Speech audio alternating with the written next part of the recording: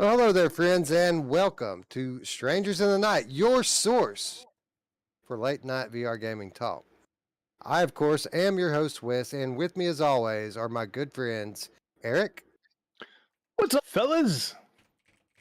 What is up, Eric? And my good friend, Ruuts. Ruuts, it's a challenging thing, isn't it? Doing cutting-edge original content, it's not always easy, is it? No, it's just one more step on top of everything else. One more thing to make things go weird, and I don't know. It's always exciting getting that thing. You know, we're always a little bit late. That's why technical issues. I'm still hearing the echo. Well, you can always tell when we're doing real-time review because one, we're late. Two, I'm wearing the boom mic, right? Whenever I'm wearing the boom mic, that means we're trying to be flexible and able to change at a moment's notice. But so far so good. It took us a little bit longer to get it together, as it typically does. But I think we're all set, and I think we're all going to have a great show tonight. I agree. Onakazi says that YouTube just sent him a notification on time, and it must have known that he was here already, so that's why it sent it on time. Which I agree. Oh yeah. We're like a fine wine anyway. We get better as we get, takes time. Yeah, takes time. You didn't want to say you didn't want to say with age or old. I don't want to do it, man. I don't do it. Age is just a number anyway, right? That's true. I mean, guys, we might be middle-aged old dudes, but come on, we're going live here at 20 after 1 in the morning, talking about video games. I mean, we're young at heart, if nothing else. Yeah, I don't feel old. That's the thing. It's not how you feel, right? Exactly. It's bad tonight. Anyway, we do have a great episode lined up tonight, dudes. Like when we said that this was going to be Mod Month, whatever it was 3 weeks ago. Did you have really any expectation that it was going to be like this? I mean, it's been week after week after week, banger after banger after banger. I mean, it's just incredible, right? Yeah, absolutely. You're right. Oh, go ahead, Eric. I was going to say, I thought we were going to be reaching for them. You know what I mean? I didn't think we'd be like, oh my God, we got to try and keep getting them in. I thought we'd be reaching for mods, trying to, go Firewatch, Deep Rock Galactic, or, looking for mods, going out and searching for mods to go do at the end of the month anyway. And it's just not the case, man. There's so many falling into our lap. It's not even funny. You know what? Speaking of, I'm sorry, go ahead. I was just going to say one of the things these mods reminded me of. Oh, wow, man. I just saw the desktop audio move with me. Is how much of a hassle these things can be, right? The mods. It's friction. It's a lot of friction. Everywhere I turn, it's friction. And it's crazy. Yeah, well, I mean, that's just PC gaming in general, and it really anything now. Like I had a more difficult time installing and playing a game on my Oculus Quest today than I did running either of these mods. So, it's just friction on top of friction, no matter what you do, it seems like. Yeah, like with this echo, I don't know where it's getting. It's out of control tonight. It's weird, man. Let us know how it sounds. Are you guys hearing? How bad does it sound to you guys? Yeah, do you guys pick up on this echo? I feel like it's a subtle thing. Like, I mean, we can hear it in our headphones, but I mean, it's kind of faint and in the background. So hopefully it's not coming through for them at all. It's like a microphone is picking up on it, right? But I don't know how that would, how's that going to work? Well, yeah, right. It's what's weird is I'm watching the monitors. Like right now, it's whatever it was kicking on, but like it's just doing weird stuff. It's not normal. Yeah, weirdness. The Onakazi says he can't hear any echo. It's all jank, bro. Yeah. It's all jank. I don't hear it either. I don't know if just you guys hear it. I don't hear it at all. I hear it because I hear the monitoring in my ear, but I also hear like background fans and shit that don't get picked up from my mic as well. So I'm not the best person to hear, Now nobody seems to hear it, so I guess it doesn't matter. Let's just roll with it. Right? Yeah, let's just roll. That's what we do best here. Just roll with the punches. Hey, speaking of Deep Rock Galactic, they've been they've been shit. This echo is going to fuck with me all night. They've been playtesting it heavy all week long, and I think that Mod Month is going to continue on strong by the looks of it. It seems like they're about to drop that one. Content creators left and right doing videos on it today. Well, that's good. I can't wait to play it. I can't wait to be involved in those content creators in the future where we get to play these mods when they first drop. I guess we did at Half-Life 2, right? That was kind of cool. Yeah, I didn't put in any kind of a request.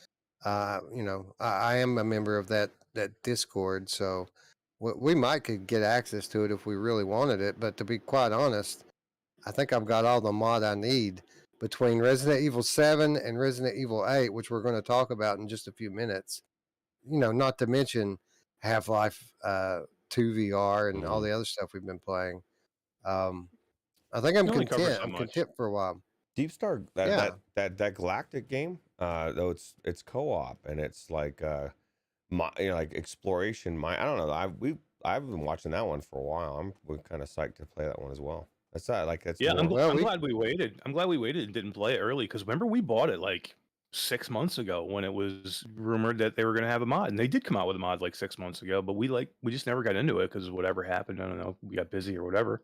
But I'm glad we waited now because it sounds like they're made a way bigger now. So yeah. Well, we could cover it. I mean, we can definitely cover it. You know, we don't have to just always do my favorite thing. Like if you want to do a co-op game, Roots, we can absolutely do it. I'll put in a message to the people over there and see what I can find out. Let's do it. Omikaze says he's picking it up a bit once every now and then and wondering if it's my mod mic, and it can't be my mod mic because I'm hearing my voice echo. Like my voice is not coming through my headphones, so there's no way that it's that. And besides that, we hear it pretty much every show, and I only use the mod mic sometimes. So again, can't be this. I don't know what it is, but it can't be this. Anyway, we've got a hell of a show lined up tonight, and I can't wait to get into it. So why don't we kick it off, what we always do, by saying hello to our friends in chat. VR Demon is in the house. What is up? As is Techno Glitch. Oh, there we go. Duh. Why are we having friction and problems? The glitch. The glitch. The glitch is The in the glitch house. is That's here, right. bro. Space Innocent says, I played a ton of Deep Rock Galactic Flat. Crazy fun game with friends. There we go. Awesome. Mickey Barrios says, I was waiting for RE7 and 8 with touch controllers.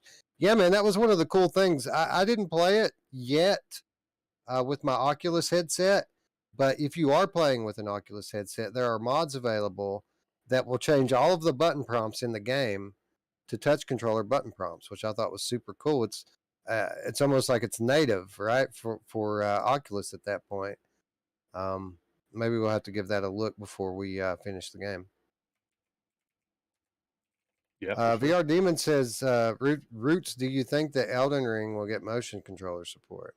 I just answered, not a chance. This is why Luke Ross doesn't do all that stuff. He brings the game into VR as the game was intended. And that was one of the things I said to Durillo. And that's one of the things I feel very, very strongly about. You couldn't, like, I don't know how do you take that game with the mechanics and how perfect everything is and how much timing there is, and now you want to start slashing around with, it's not going to work. You know what I mean? It would take the developers of From making it from the ground up in VR. You know what I mean? In my opinion, otherwise it would just ruin it. It doesn't need it. It doesn't need it. The problem is you're not only that game you've got to get into and play for 2-3 hours at a time. Who wants to swing a sword 100 times for 2-3 hours at a time? You're not going to do it. Trust me. Yeah. You don't. You think you want to do it? This guy right here. No, you don't. You think you want to do it for the first 20 minutes, half hour, 45 minutes. But I mean, Roots, you've played Elden Ring for 5 hours at a time, 6 hours at a time. You're not swinging a sword for 6. I mean, that game is all about fighting. And it's fast-paced fighting, so it's not like Asgard's Wrath fucking swing, and you're gonna be like, you know, like you're gonna be dead tired within 15 minutes, and I will not redo that noise. By the way, wait, Can you do that one more time? No. I don't know that I With the can. motion. You guys, Come on. But you that's- guys would have. I'm sorry. Go ahead. I was just gonna say I get so feel so strongly about it because like the game is it's next level. The mechanics, like anybody that loves Dark Souls and those type of games, you just can't do it. And even if you could, you'd fuck it up, and then I'd be pissed. So no, hopefully never, not a chance. So my long answer there. You guys would have been proud watching me today because I've been playing Warhammer Age of Sigmar a little bit. Before that, I was playing Swordsman, which is 100% melee game. Swinging left and right, seated the whole time. I never stood up once. Hey, Spray Guy's got a good point. Maybe, and in this particular case, maybe it's picking up your HMD mic is somehow picking up, but I don't know. I guess it's not even set up because you've got your mod mic is what you got it set up for, right? Right. Yeah. I don't know why my mic would be activated even if I wasn't, because just because Steam VR is active doesn't mean that like it picks up your mic and throws it out there. You know what I'm saying? Right. But no, it happen on Sundays when I'm not here. Well, question. Yeah, I think it does. I don't know.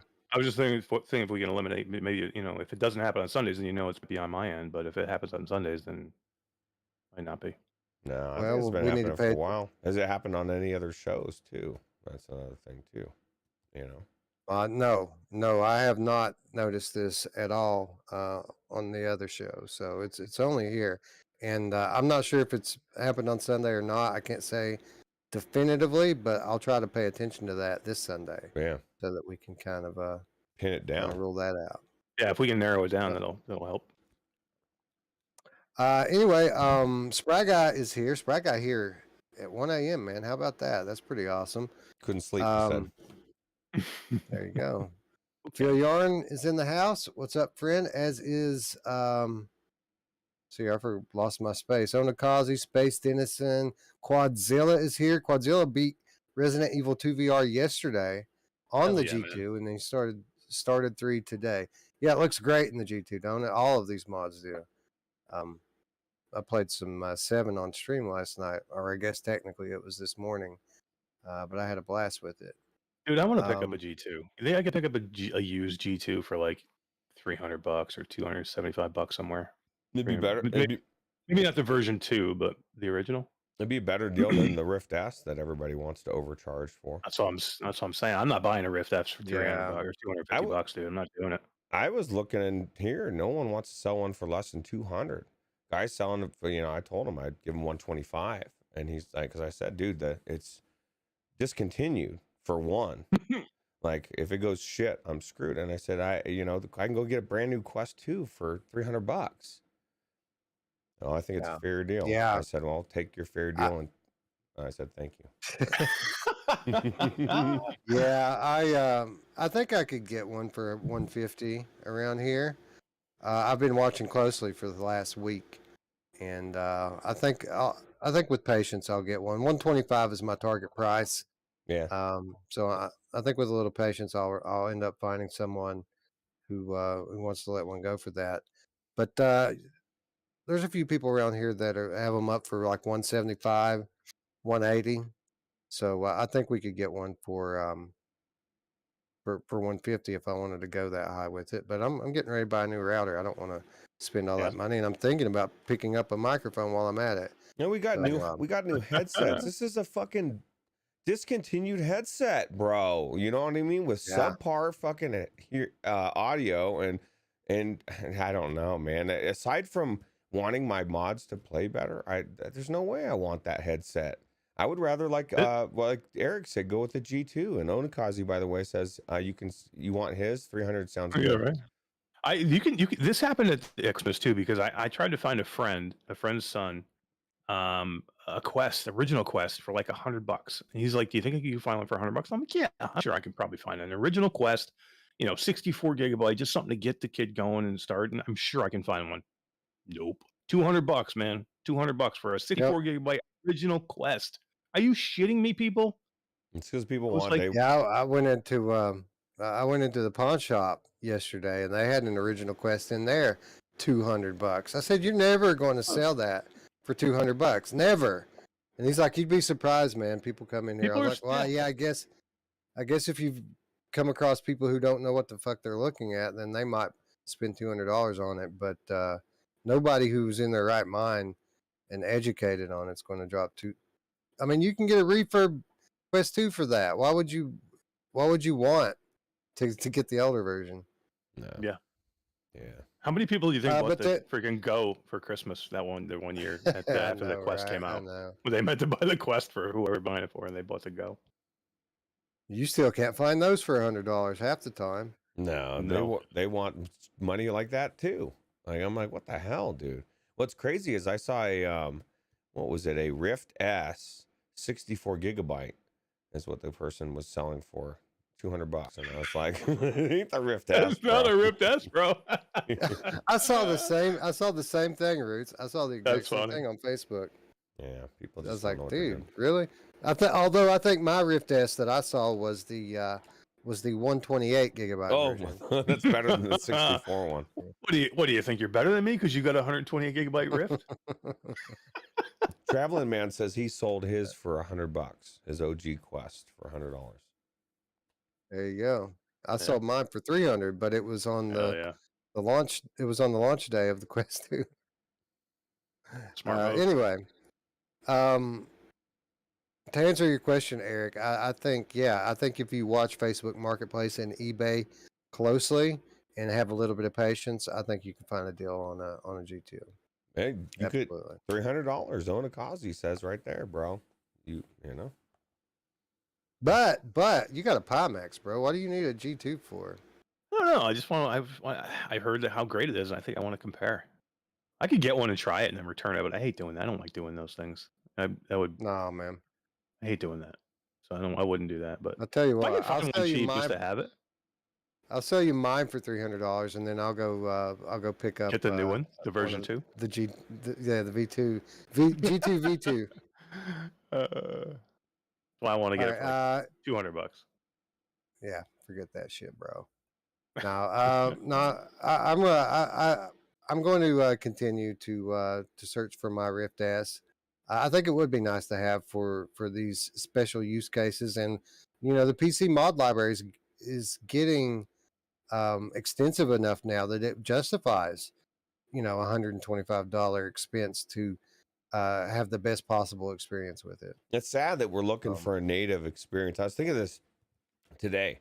I want a native Quest, or I guess Oculus headset, right, to play, but I have to go back generations to one that's discontinued or I got to go with something else like a G2 or something. Like Alien Kara says, start saving for Cambria. Well, this is my thing. How do I know Cambria is going to be any fucking better? Like this is my thing. Yeah, the way that their technology is like, why can't I use my link cable and have it run good? Why is everything fucking run like shit? I had so many issues over this last couple days with these mods, and I shouldn't. You know what I mean? It's ridiculous, man. I should just be able to plug my headset in and have it run good. It's crazy. I agree. Sony, please save us. Mm-hmm. People can talk all the shit on PSVR that they want, but it always just worked, right? It always just worked. Maybe the tracking system is subpar and the controllers need joysticks, but it works as advertised, right? Like, you know what you're getting. Yeah, absolutely. It just needs to get here. Anyway. It just needs to get here soon, Yes, dude. There's only so many times you can talk about Swordsman. We need a new headset now, bro.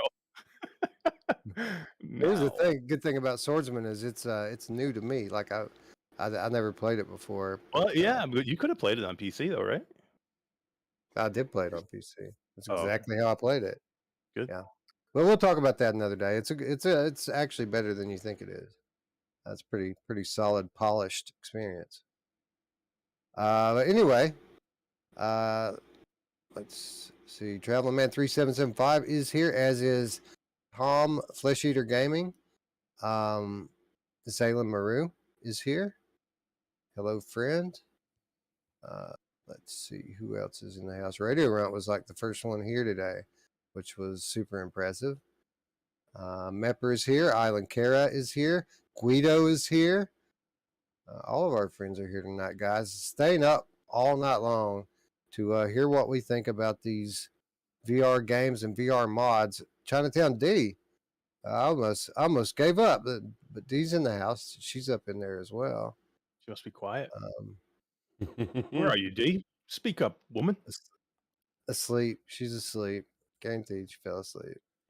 But that's all right. She tried. Anyway, on that note, without further ado, let's get into a little bit of VR talk. Roots, I assume we're on the horror game first? Yes. Yes. Afterlife VR from Splitlight Studio. This game launched last week on the 13th, I want to say. And we do, of course, want to thank the good people at Splitlight Studio for providing us with review access. So this is a game that 6 weeks ago was completely off of my radar. I had no idea that this game was even in development until my good friend Brian Paul had it as a topic on the PSVR Gamescast Live, because apparently this game is slated for PSVR 2, and which I thought was cool. You know, it was a horror game type of thing I really like. But then I was really surprised to find out that this game was coming soon on Steam. It's like when I found out about it, it was a week away from launch, or like 2 weeks away from launch on Steam. It's a horror game, again, right down my wheelhouse, and I had no idea that the thing was even coming. So it was a pleasant surprise. Contacted the devs, friendly, like some of the friendliest people you ever meet. So again, shout out Splitlight Studio. But then I started playing their game right away. I started playing on it about a week ago. This game is a story-driven. You know, it's hard to really pin down, you know, a subgenre on it. It's a story-driven horror game with stealth sequences, with puzzling, you know, light puzzling, and action. I mean, there are firearms and weapons. It's kind of a, you know, a one-size-fits-all horror game.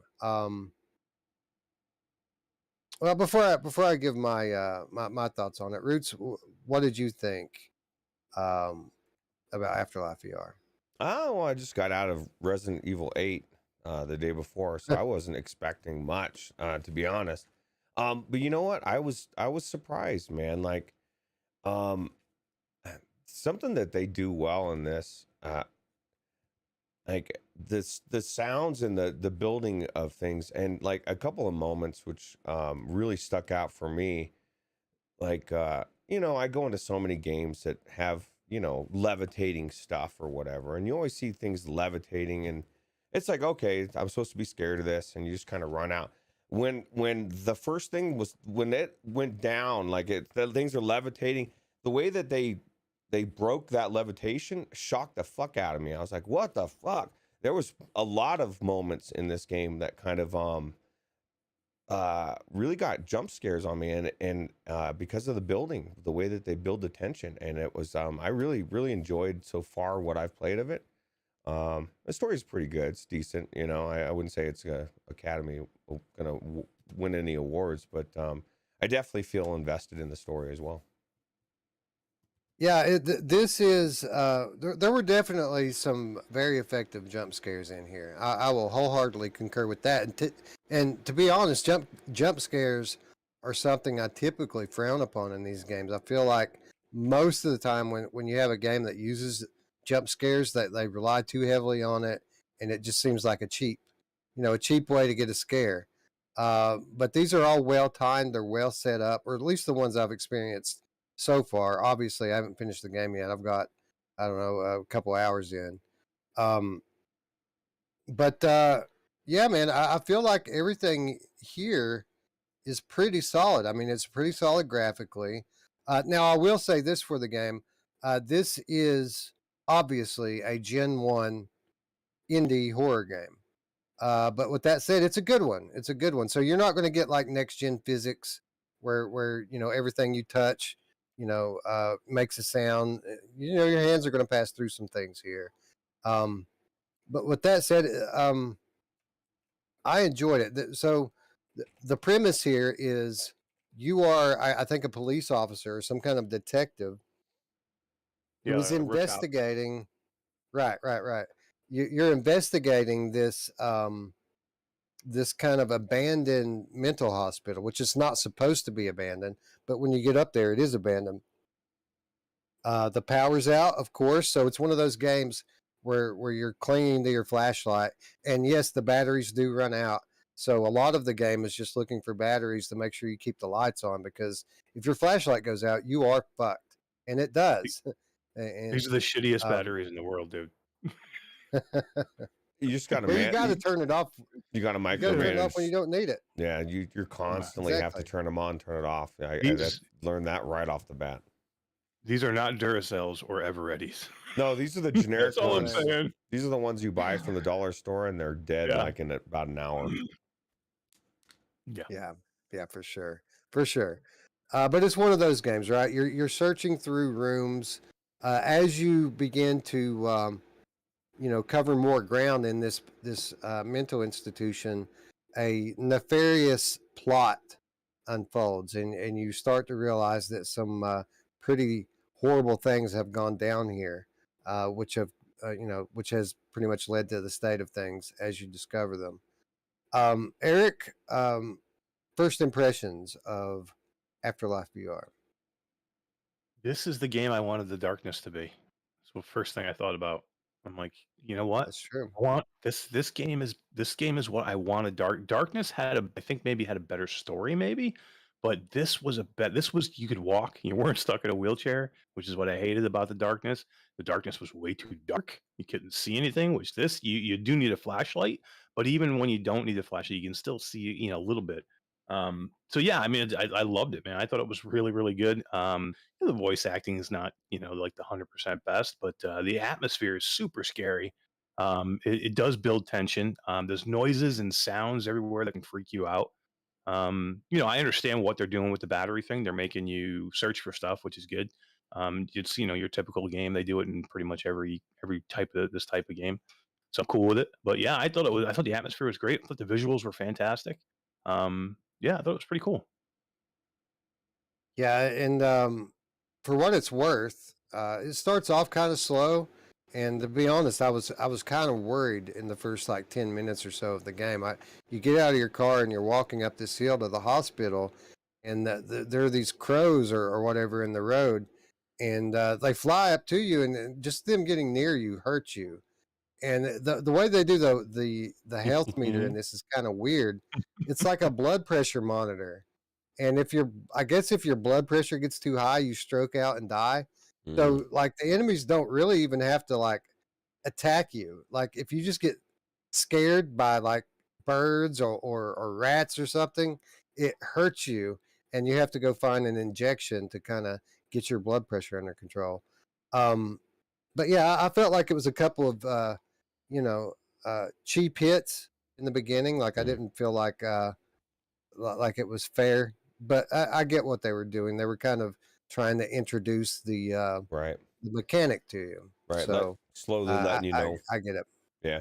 How were you guys annoyed with? And maybe you didn't. Maybe you were diligent, but like just trying to move on out of the car. It's like, oh, I should have grabbed my walkie-talkie. Well, motherfucker, why didn't you tell me? Oh, I think I left something else in the car. Like, I don't like that. I didn't like that. I felt like it was like, I don't know, man. Like, why am I having? I guess they want you to put the watch on yourself. But I didn't even see. Was I sitting on it? Because it was like right where I was sitting, right? Yeah, it was in your back pocket. I looked around. The only reason I looked in the car because I'm like, I'm a cop. Why don't I have a gun? I got no gun. So I'm like, it's got to be a gun in the car. I'm a cop, for God's sakes. What am I? Am I a cop with no weapons? And yeah, there's no weapons. But I did find the watch and the flashlight and the walkie-talkie. Thank God. Yeah, I tried to leave. I don't. Like Ruuts trying to power through it. Each time I tried to leave, and it was like, oh, you need to go back to the car and grab something else. I tried to check the trunk and it wouldn't let me, and then all of a sudden it was then it was telling me to go get something out of the trunk. I was like, oh, I just tried to get something out of the trunk. Anyway, a little worried starting off in the game, but as you get inside of it and you start through the main gameplay, um, it gets better as it goes. And I've only played it for a couple of hours, but I've found this to be consistent. The game is consistently getting better to the point where I didn't want to stop playing it. Like I was playing it right before the show tonight, and I just had to quit because it was showtime, right? Time to get ready for the show. But I really enjoyed it. I think Roots already pointed out that the sound design's pretty good in this. The visually, I'd put it on par with something like The Living Remain. It looks pretty good. Reminded me a lot aesthetically, and in terms of the vibe, it reminded me a lot of A Chair in a Room, Greenwater. Like it felt a lot like that. But of course, there's a lot more going on with this game, with the weapons and a lot of these animations and scenes they've got going on here. But really, yeah, man, I think as long as you're going in this with the proper expectations and you like horror games, I feel like this is a good one. Like, look, there's a lot of these games in the Steam library.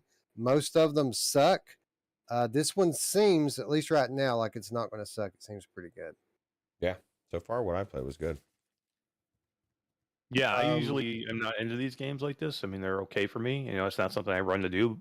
But I was really interested in it. I loved it, man. I thought they had good trolls. I thought everything worked pretty well. I kind of thought the watch was pretty cool. It was a good visual representation, so you didn't have to have any HUD. So I don't mind the watch with the with the with the heartbeat monitor on it or whatever it is, blood pressure monitor. But yeah, the crows were weird in the beginning. But I mean, I see why they do it. They wanted to teach you how to use you had to get hurt in some way so you could use the medicine cabinet to get the syringes to learn how to do that. So they got to teach you, but it seemed cheap. It just seemed like there's no way you could get away from them. So they even made you go to get the key. There was a crow right on top of the key, so you couldn't get away from it. Right? Yeah, and let me ask you guys. When you do make your way up to the hospital, it's a pretty large facade, right? There are multiple doors and areas that you want to go check out, but the whole right side is just covered with a flock of those crows. Did you guys even attempt to go over there and check out that stuff on the right side of the building? If you flash your flashlight into the groups of crows, they'll actually take off and fly up. You can get them to move. Like you can clear that whole thing. See, because I just avoided that, thinking that I would come back to it at some point. But the deeper I get into this hospital, the less I feel like I'm going to be able to walk back out the front door. And there's a lot of locked doors in this place, man. Like there's a lot of doors that I can't go in. It makes me wonder if I need to go back to those as well.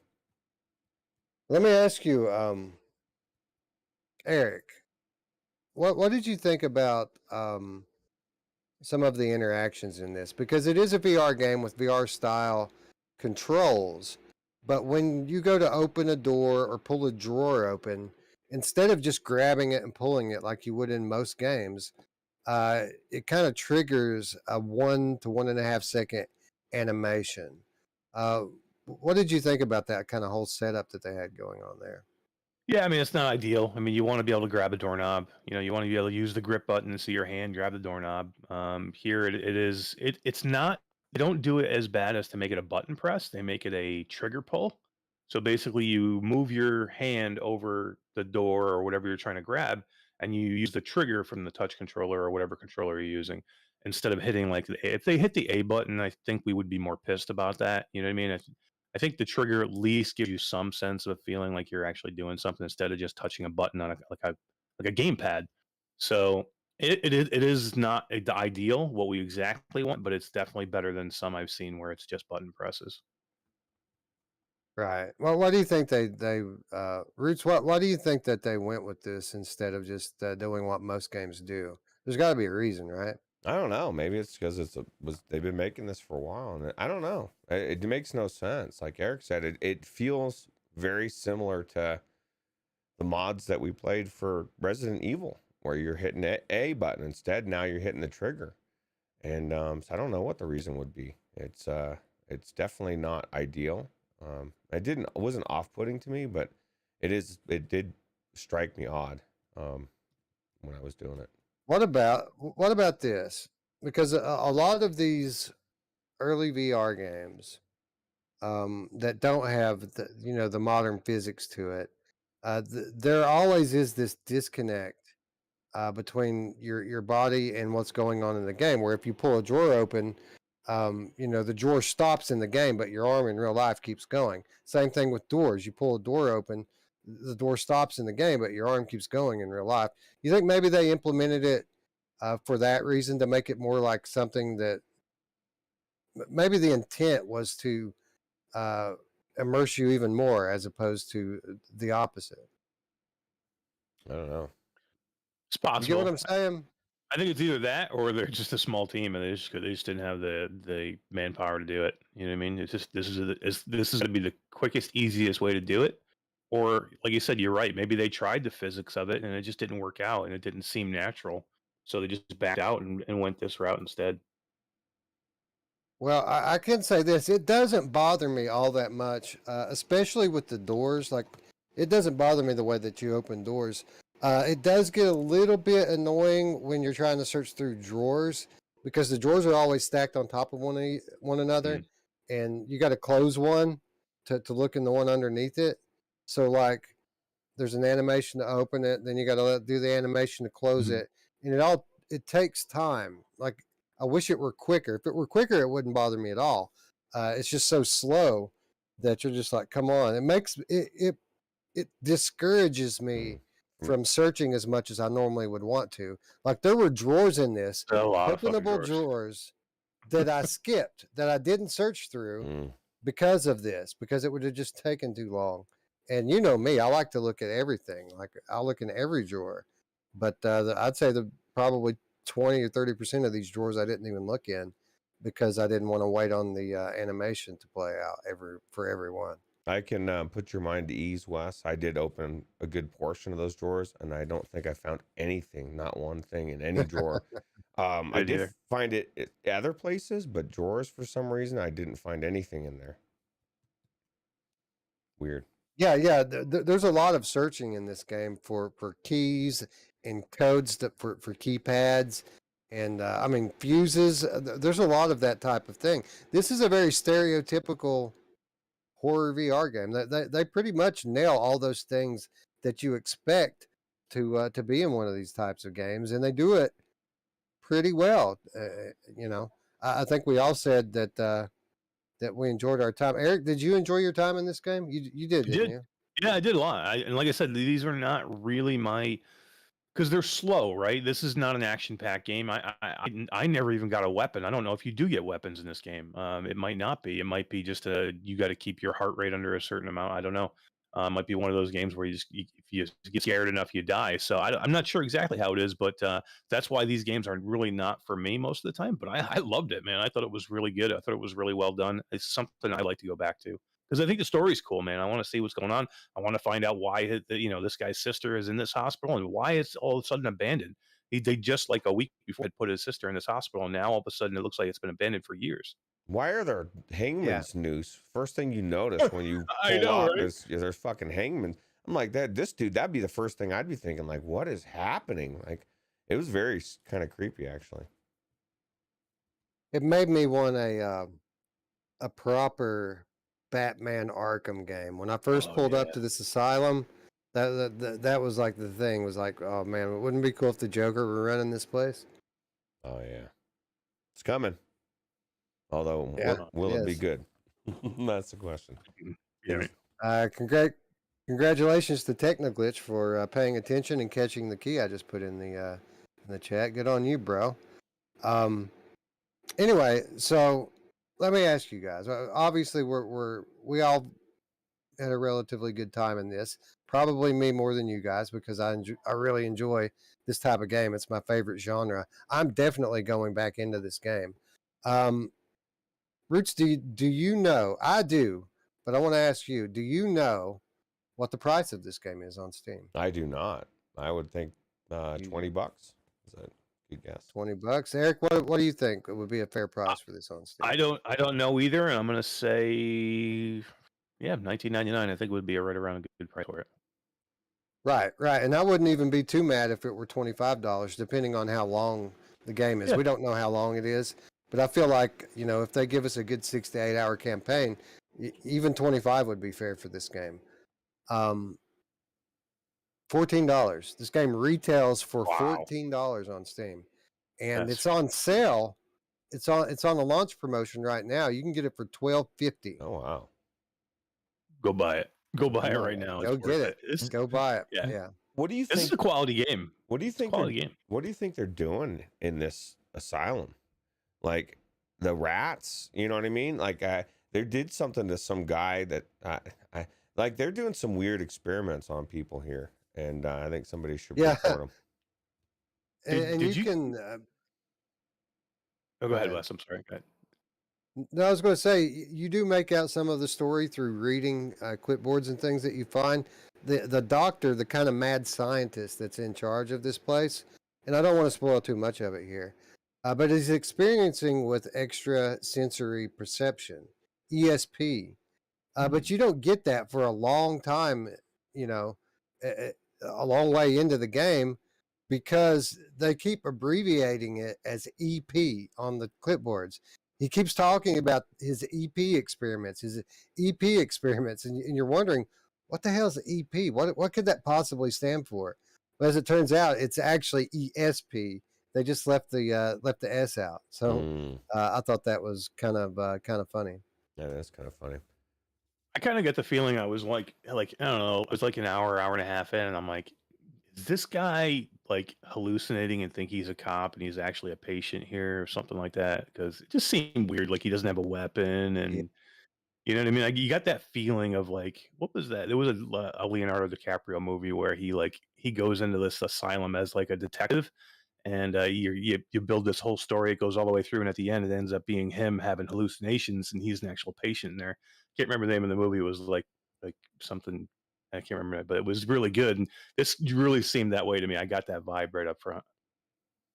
Yeah, and there are clues that, you know, I don't want to say that your theory here is absolutely correct, but there are clues as the game plays out a little bit that maybe things aren't what they seem, and that maybe there is going to be some kind of a twist coming up. Because, you know, your theory may turn out to be true, but it's too early to tell. I think you're closer than you think to finishing it, Wes. Because I was reading this comments earlier today, and that was the biggest thing that people were saying. It was a little short. Most people that were talking about it like they finished it were like right around 2 hours, or a little over 2 hours, 2.5 hours. What? So I don't think it's a 6 to 8 hour campaign. I could be wrong, but that's kind of what I got from the reviews. Nobody was bitching about it. So, but. Good call, Well, Kazi, Guido. Good call. Shutter Island. Good movie. Shutter Island. At 2 hours, I gotta maybe say. I mean, at $12.50, it's still a good deal at 2 hours, but I wouldn't say it's worth $19 or $20 anymore at 2 hours. I would be surprised if I were that close to the end of it. Like, I'm just moving to a new area of the hospital, but it feels like I'm just getting started, to be quite honest. But it could just end abruptly, and that would kind of suck, you know. But for what it's worth, I'm enjoying my time in it so far. It seems to be more than appropriately priced. It seems to have a very good price tag on it, and I recommend it. Again, just so long as you're going into it with the knowledge that this seems like a good horror game from 2017, 2018, right? As long as you put that kind of framing on your expectations, then I think you're going to enjoy this. Yeah, absolutely. And I could be wrong. I'm just basing what I read on the comments on the time. So I don't want people thinking it's only 2 hours. Maybe it's 5. I don't know. Even at $12, if it's 2.5, 3 hours, it's still worth it at $12. This is a good game. Technically says, wow, I own that one. I just put another key in the chat. He tried. That gets fast. But Man. Spy Guy says, I'm not on my PC. Don't give away keys. Hey, you don't have to be, bro. There's a page you can go to on your phone and pick these keys up. You That's don't true. have to be on your PC. We just can't do it as quickly. Not techno-glitch Mickey fast. Burr. Hey, man, if there's anybody who deserved to win that key, it's Mickey, right? Yeah. Hell yeah. Absolutely. Yeah, so congrats, Mickey. Congrats, Mickey. Congrats, Tech. For those of you who didn't win, hit the like button, ring the bell, and we're giving away stuff all the time on here. I'm sure that your number will come up again sometime soon. For sure. Yeah. Anyway, let's talk about this week's kind of surprise entrant into our episode, because even so, recently as 6 hours ago, I didn't know whether or not we were going to cover this game. But the good people at Carbon Studio, as they often are, were very kind to us in letting us kind of break embargo on this thing. And we're not allowed to show you, obviously, we're not allowed to show game footage yet of Warhammer Age of Sigmar Tempest Fall for Oculus Quest 2, or I'm sorry, for MetaQuest 2. But we are allowed to talk about it. We did get early access to the game, not super early, but a little early. And they were kind enough to allow us to break embargo and talk about it a little bit here tonight. So that's exactly what we're going to do. Let me preface this with a couple of things. First of all, I should preface it by saying that the version that we played is an early version, and it might not be the same build that gets launched tomorrow. That's typically the case. These games typically undergo lots of patches and updates in the early days. Second of all, I went into this game. I said I was scared going into Afterlife.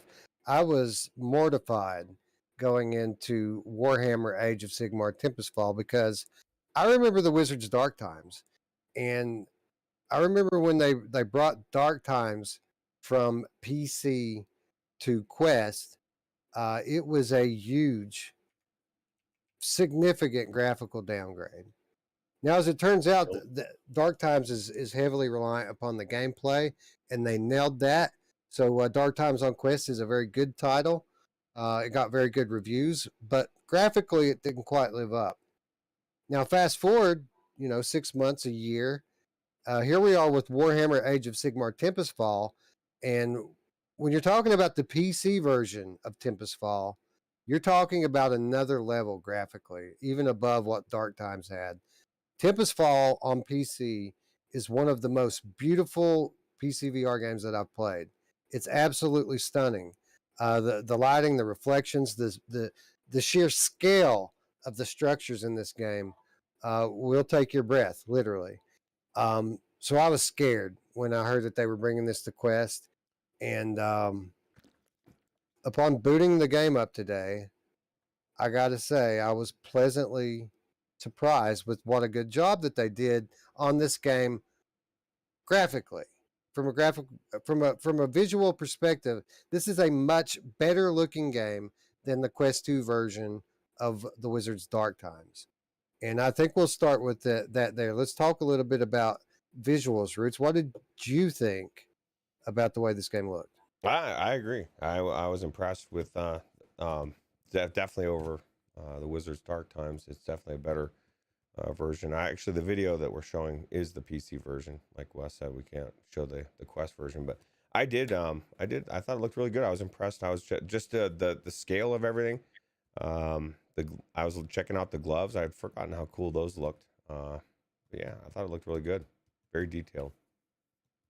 Eric, obviously there are some differences here with regards to the resolution on the textures, but largely very good looking from that perspective. Really, the main difference between the PC version and the Quest version, the only big noticeable difference is there's not shiny gold all over everything, right? Like on the PC version, everything's gilded and it looks like real gold all over everything. The Quest version doesn't have any of that, but outside of that, it's a pretty comparable looking game, isn't it?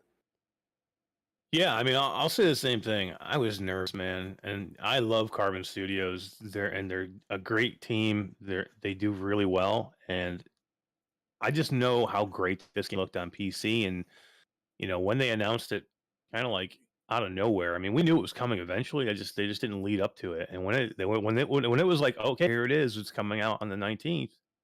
I was nervous, and then we weren't going to get an early build. We weren't going to get a review unit until like tomorrow. You know what I mean? Just because nobody was, because it wasn't ready yet. They were working on this thing up until the last minute. And when they called with a review key day, I was like, hell yeah. But I'm like, I'm still, I'm super nervous, man. I'm super nervous going in because I want this to be good, man. And when I get in there, I was so happy, man. It looks really good. Now there's differences. Don't get me wrong. There's differences. You're gonna have like what you see in this picture. The clarity that you see is not there. You got fog effect that is you're gonna see with the Quest version. It's just gonna look not as crisp, and colors are not gonna be as detailed. And it's some of the small stuff. The draw distance is not gonna be as far. You're gonna see some objects rendering in as you get closer to them. Again, this is PC though. This game pushed PC. It looked gorgeous on PC. There was no way they were going to be able to move this thing perfectly, but to get the scale and the size of this game onto the Quest 2 headset this is one of the best looking games you're going to find out there for that. For like looking at the size and scale and set pieces, when that huge statue crumbled again in front of me, Wes, like holy shit, man, they did it, man. They really did it. Now, again, there's a little bit of a fog effect around everything. That's so it's not as detailed and clear, but they did it, man. They did it, and I thought it was great. I mean, I don't want to get into the gameplay till we're ready, but visual wise, I'm so happy, man. If you're a Quest only person and you've never tried PC, you're gonna flip over this game. Right. And, we've kind of lately went through a little bit of a lull with the Quest catalog. And what I mean by that, not that there's been any kind of a lack of quality titles. There's been a lot of good titles come out over the last couple of months, but there's not really been anything that you can really sink your teeth into, like an epic campaign that you can put some hours into. But I mean, this kind of breaks that trend now. That this is this game in terms of scope is kind of on a different level than everything that we've seen recently hit the Quest store. Yeah, this is what I'm looking for, man. I just don't want to see any more mobile games right now. I mean, like, I'm glad they're there for people who want to play a mobile game, but I want to see the majority of the games that I want to see are games like this. And when I find these games, I'm like, dude, I want everybody to play these things because it's worth it. And again, we don't even know the price is going to be yet tomorrow. I don't know unless they've announced it somewhere that I don't know about. But I mean, I don't know. This is a game I want everybody to play it. Roots, graphics aside, graphics and sound are solid, better than expected on the standalone unit. There are some advantages to this game in the state it's in at launch versus the state that the PC game was in at launch. You remember, while we did give it an overall positive review, there was a lot of jank at launch with the interactions, with the weapon selection especially. The weapon selection was super janky. All of that seems to have been streamlined and worked out now, not only in this version, but as I understand it in the PC version as well. But basically what I'm getting at is that since the last time we played this game, it's become a much smoother, easier to play game, in my opinion. What do you think? Oh, I agree. I actually really had a good time and wanted to keep going. But I decided I'm just music to my ears. I wanted to find out if the PC version was a little bit less weird with the controls. But since you just confirmed it, that's probably the way I'll play it. I really enjoyed the gameplay. I feel like the gameplay it was I don't want to say there was no difference because it was better. But as far as everything working, it worked really well. And Eric, why don't more games give you this hybrid locomotion option? Like everything makes you pick free locomotion or teleport. I really enjoyed having the ability here to walk around in sections where that is practical, but sometimes it's more practical to just jump. And Mhm. there is a teleport that is active at all times here, even if you choose free locomotion. And what I did with it, the way I preferred to play it, is set it to dash, so it doesn't feel so much like a teleport as more like you're jumping. Is that how you played it as well? Exactly, with a dash. That's the same way I used it on the PC version was the dash, and there are spots where you're going to want to use it in this game, and there are other games that are like that out there, and I love it, man. And put it somewhere where it's not going to get in my way, where I don't hit it by mistake. I hate when they put it someplace where you end up hitting it by mistake. But if you put it somewhere where it's not going to be in my way, I love it, man. Give me the options, because then I'll free loco when I'm most of the 90% of the time. But there are those spots where you might want to jump to a higher platform quickly, or to move to the next platform quickly to get to an enemy. And that's what you do. You just you kind of dash towards it. It's like having a sprint in a regular game almost, in a flat game. I like it. I've liked this locomotion style ever since I played Killing Floor Incursion, which was ages ago. But I feel like most games would benefit from implementing something like this. I mean, let's be honest. If this were a common thing in games, then we wouldn't have to worry about what the locomotion option is or whether or not people were comfortable or not, because it's kind of it's one size fits all. This kind of locomotion. Yeah. Anyway, not all sunshine and rainbows here. And again, before we start talking about some of the downsides to this, I do want to reiterate that this is an early build, and the one that hits the store tomorrow might not suffer from a few of the deficiencies that we have noticed. Roots, I literally laughed out loud during the little intro tutorial thing, because it still seems like these guys have not managed to get a grip on turn speed. Did you Well, play around with the turn speed option at all? I did. Don't touch And, it. it's funny because I thought I I thought I was being modest. And I just kicked it up to 10, I think, or something, or 15. And this fucking thing was spinning so fast. I had to turn it down immediately. Exactly what you said. And I think I can't even remember how I micromanaged it. I think once I had it set, I actually was able to set it a little bit another way inside the settings to get it to be Right. perfect. But yeah, it was definitely super fast. And I mean, if you like to spin fast and get sick in VR, this would be a good way to do it. Well, Yeah. that's the thing. Like, that they put you through this little kind of intro tutorial thing that asks you how you want to set your settings, and it allows you to configure your perfect settings. So I did that, and I like you. I turned the turn speed way up, because in most games that's what you have to do. But this thing is so fast that literally, as quick as you could tap the thumbstick and let go, you're turning multiple times. That's how fast it is. So like after you get it all the way up, it's hard to get your character turned back around in the right direction to turn it back down. I know. But I did that. I turned it back down, and it was still kind of fast. It wasn't as slow as it was to begin with, which I thought was odd. So after I finished the little tutorial thing, I went into the options, and none of the options I chose in the setup were set in the settings. Like, they were all different. And the weird thing, Eric, about the locomotion speed is you set it in increments of 10, like 10, 20, 30, 40, 50.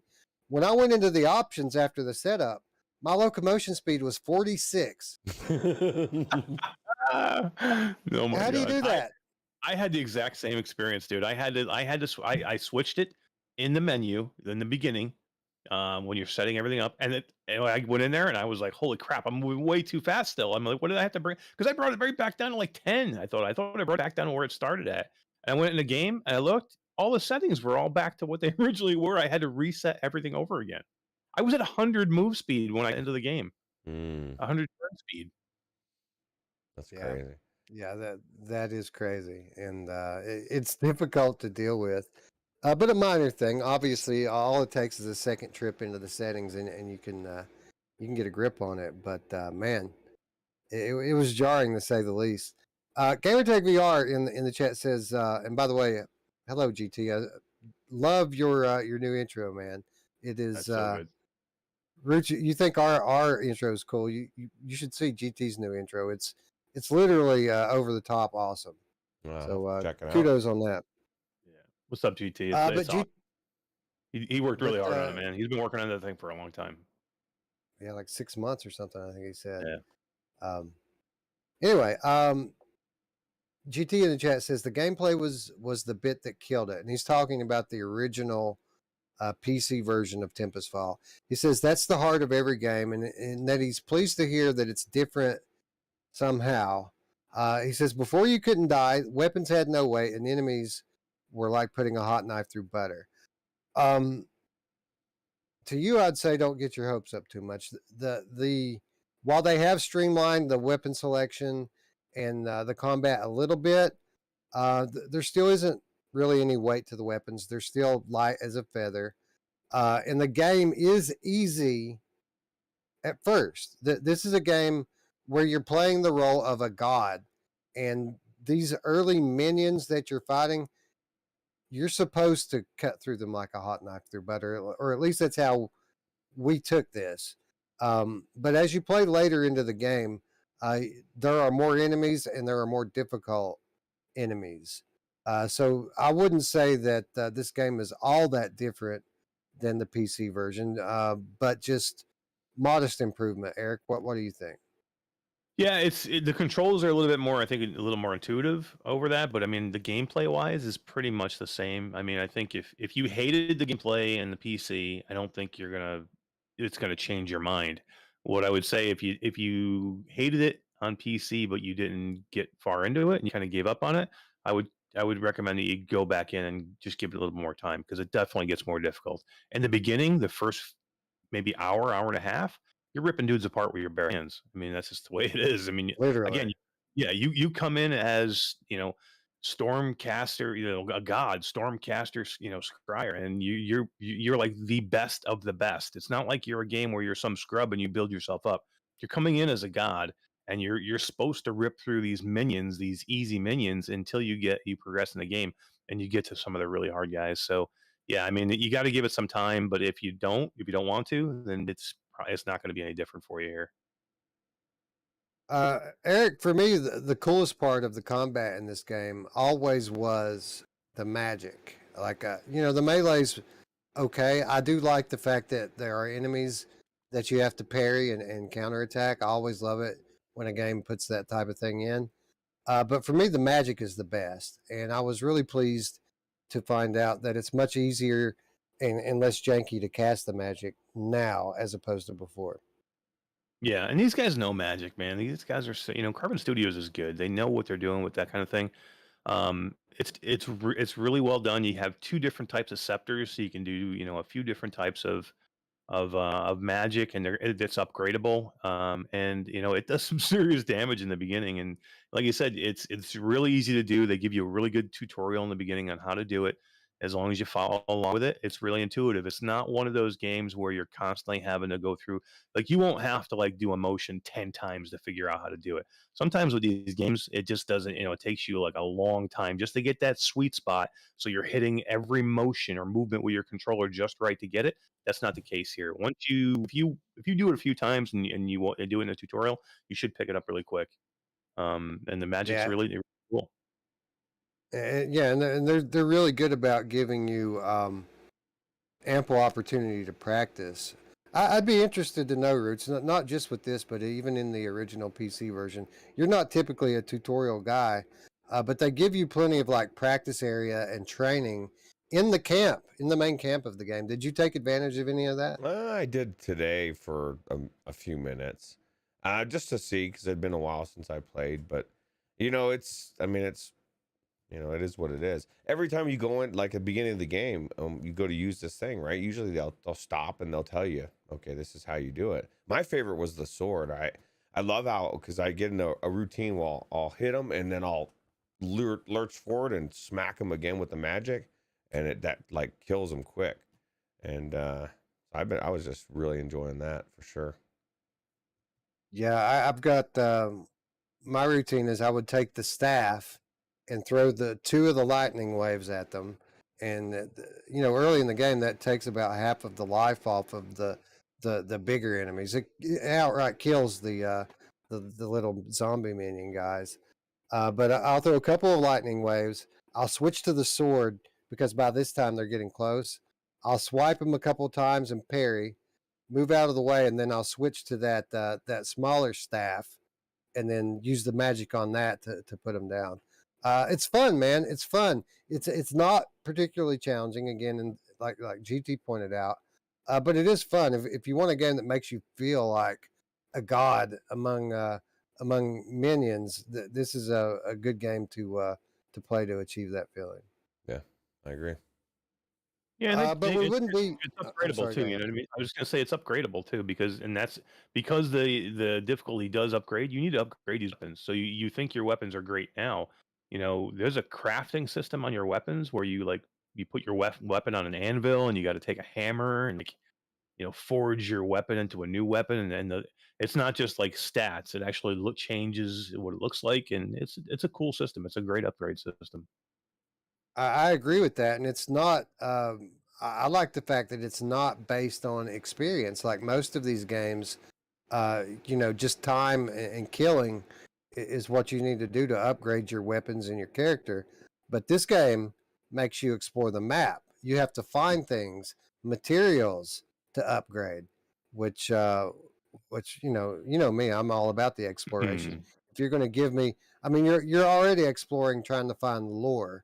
There's written lore, there's voice acted lore, but in addition to that, you're also looking for different types of ore to modify your weapons. So I really enjoyed how they structured that as well. Yeah. But we can't be finished talking about the Meta Quest 2 version of Tempest Fall without talking a little bit more about the gameplay because uh, this version of the game has a game mode that's completely absent from the PC version of the game. And it seems like Roots like it's the flavor of the week, right? That every game has to do a wave based kind of roguelike style progression mini game, and they're fun. I get why these games are all kind of doing that because if it's done well, it's fun. Um, I didn't spend a whole lot of time in the storm trials, as they like to call it, uh, but I did play a few rounds of it, and I enjoyed what time I did play in there. Did you try out the storm trials? I did. I got to round 5, and I what I liked about it is it wasn't the same enemies, and they kept getting harder and harder, and you get your upgrade. You're getting it to. I don't know exactly what everything is. I mean, I chose the passive skill almost every time because I'm thinking, but I don't know what passive skill I was choosing. Guess I was getting better just skills. Did it tell you? Yeah, there's a screen on the left that tells you what the passive skill is. For example, I picked one that regenerated my health Ooh, that's a as good I one. killed enemies. So you kill an enemy, it increases your health bar. And then there was another one. I can't remember what the second one was that I chose. Eric, what did you think about the storm trials? I thought it was great, man. I love these type of things. You know, I'm just like into these like roguelike, build yourself up, try and get as far as you can. I just like them. I don't want them as a main part of the game, but I love them as an added option. It's just a nice challenge to get in and just mindlessly get in. You don't have to worry about exploration here. It's basically an arena. Just got waves and waves of enemies, but it's not just mindless because again, you are picking how you're going to upgrade yourself and Roots only got to level 5. I think that's about where I got to, maybe level 5 or 6, because you have to make right decisions. You got to level yourself up properly, or you're not going to make it. And this is still beta, so they're going to work on this thing. It's going to get better and better.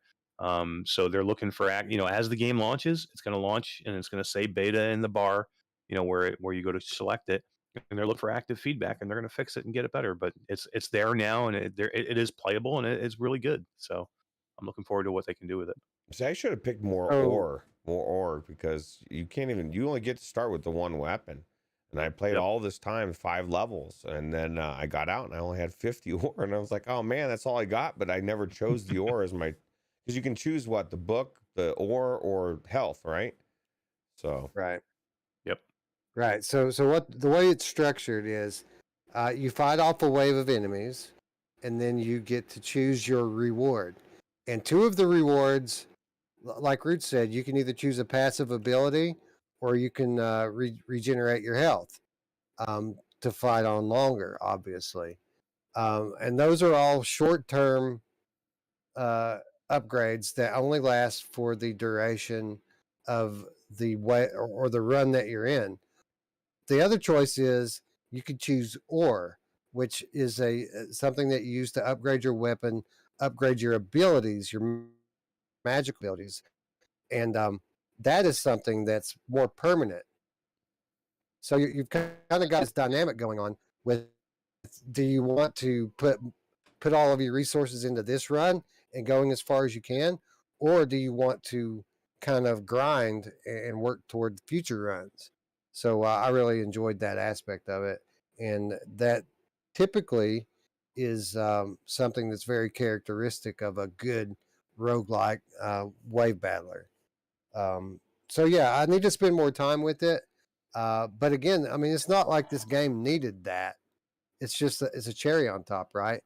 And I don't know, Eric. How long do you think we're going to have to wait before we see that mode come to the PC version?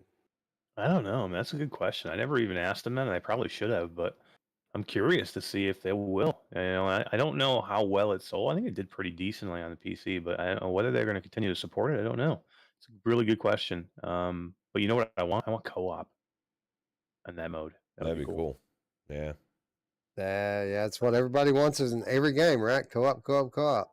Hell yeah. And speaking of which, the Wizards Dark Times multiplayer is fast approaching. They've already ran a round of beta on that one, and you should be hearing a lot more about that soon. And that is not just adding a player into the existing game, but like the Storm Trials, it's a whole new mode being added into the Wizards Dark Times, which seems like it's going to be pretty cool. What do you think, Wes?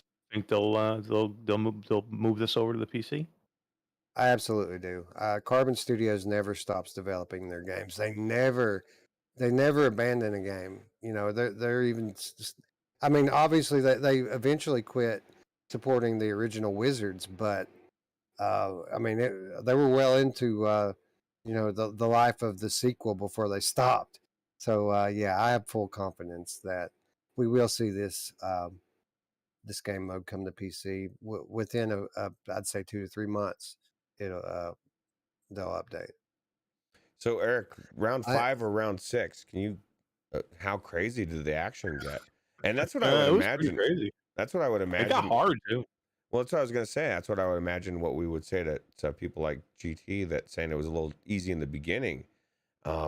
Just how hard it got in that wave based thing. I can imagine the enemies once you get further in the game are that crazy as well, and it's just as hard. It's just you're not in an arena, right? Well, what's weird. What's good about it too is you have to vary your attacks. So, like how we're talking about how we like to attack later in the game, you get to the enemies. You cannot attack every enemy the same way, so you have to change up your attacks on certain enemies, and there are combinations of ways you need to attack a certain enemy. And I think we'll probably see that in the waves too. You'll probably see that as it progresses. I'd like to see I don't even know how many waves you can go, or I was only in it for maybe half hour, 45 minutes. So I only got to level 5 or 6 too. Yeah, I think it's a lot because the little bit I played of it, I never saw any of that. I forget what the material that allows you to upgrade your actual characteristics of your character. I forget what it's called, but I never saw any of that at all. So I imagine you. Yeah. I imagine you have to play quite a bit before they start giving you that. Yeah. Anyway, I think we said it right at the top. They're as far as recent Quest releases, there's nothing quite like this with this kind of in-depth campaign for you to sink your teeth into.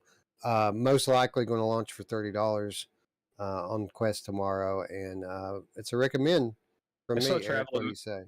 Yeah, I saw Traveling Man had put in chat. He must have looked it up when we talked about it earlier. He said $24.99, so maybe it's already listed somewhere at $24.99. So Nice. That'd be awesome, man. hell yeah. Uh, Roots recommend. Yeah, absolutely. I was recommended before. Definitely recommend. There's no difference in this game. Same game. It's just another version, right? Another console.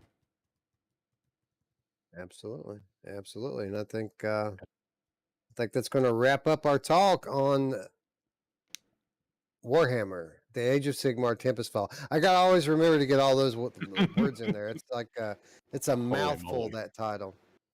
It is too. Anyway, Kentucky RC Crawlers joining us in chat, as is Paradise Decay. Hello, friends. Welcome, welcome, welcome. Good morning, PD.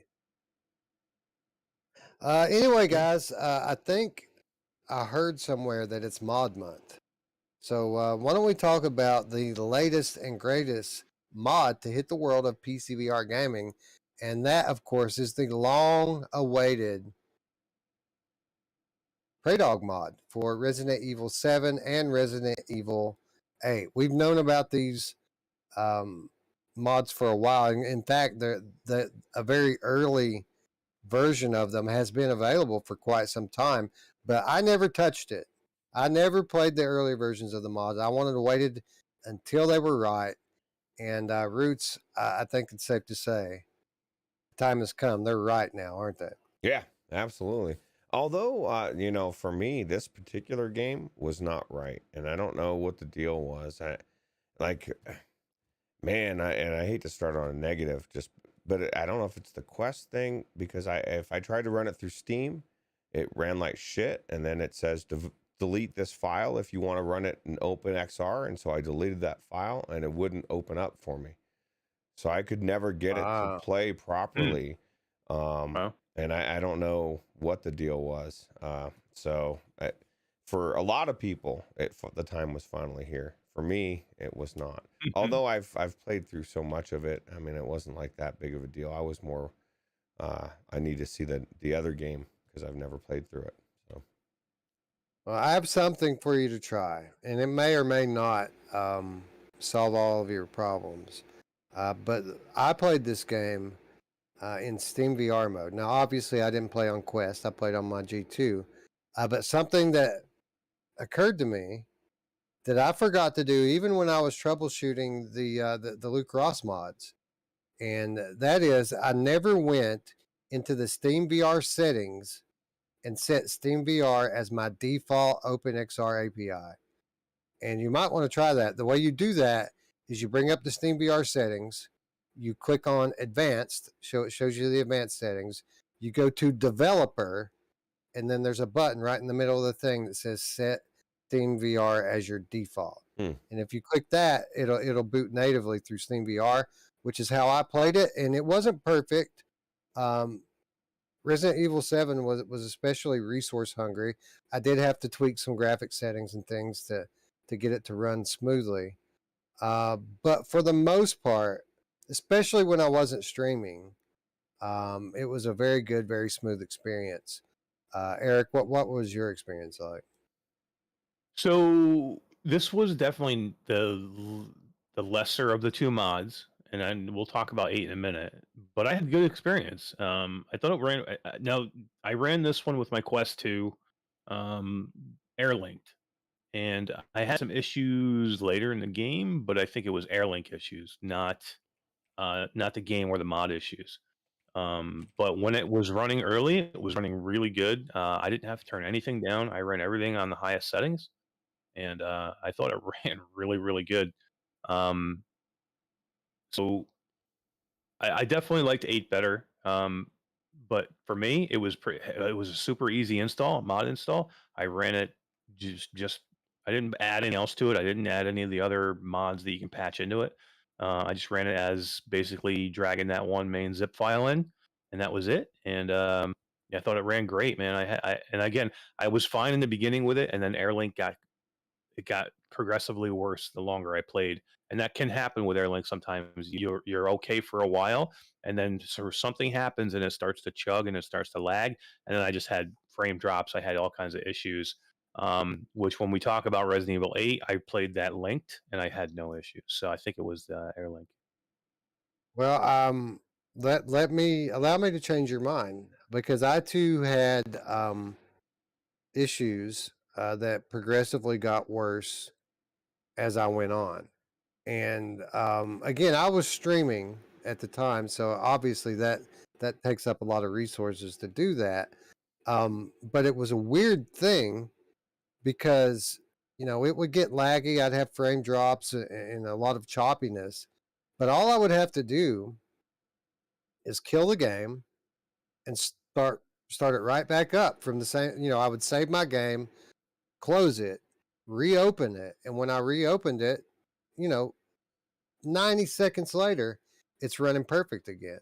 So I don't know if there's some kind of a, maybe the Memory VRAM buffer filling up or what it is, but resetting it, fixed it for me. I had to do it about 3 times during my 3-hour stream last night, but it was all kind of concentrated in the back end of my stream.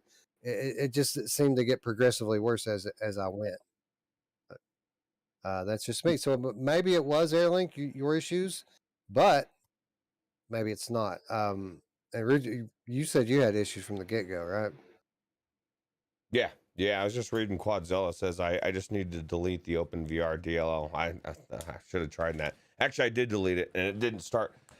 So I don't know, man. I'll try doing what you said. I do want to play through this thing and see what it's how everything looks. Although I'm not as optimistic hearing both of you talk about, well, Eric, it ran great on his 3080 Ti, and then Wes is saying he had to dial his 3080 down.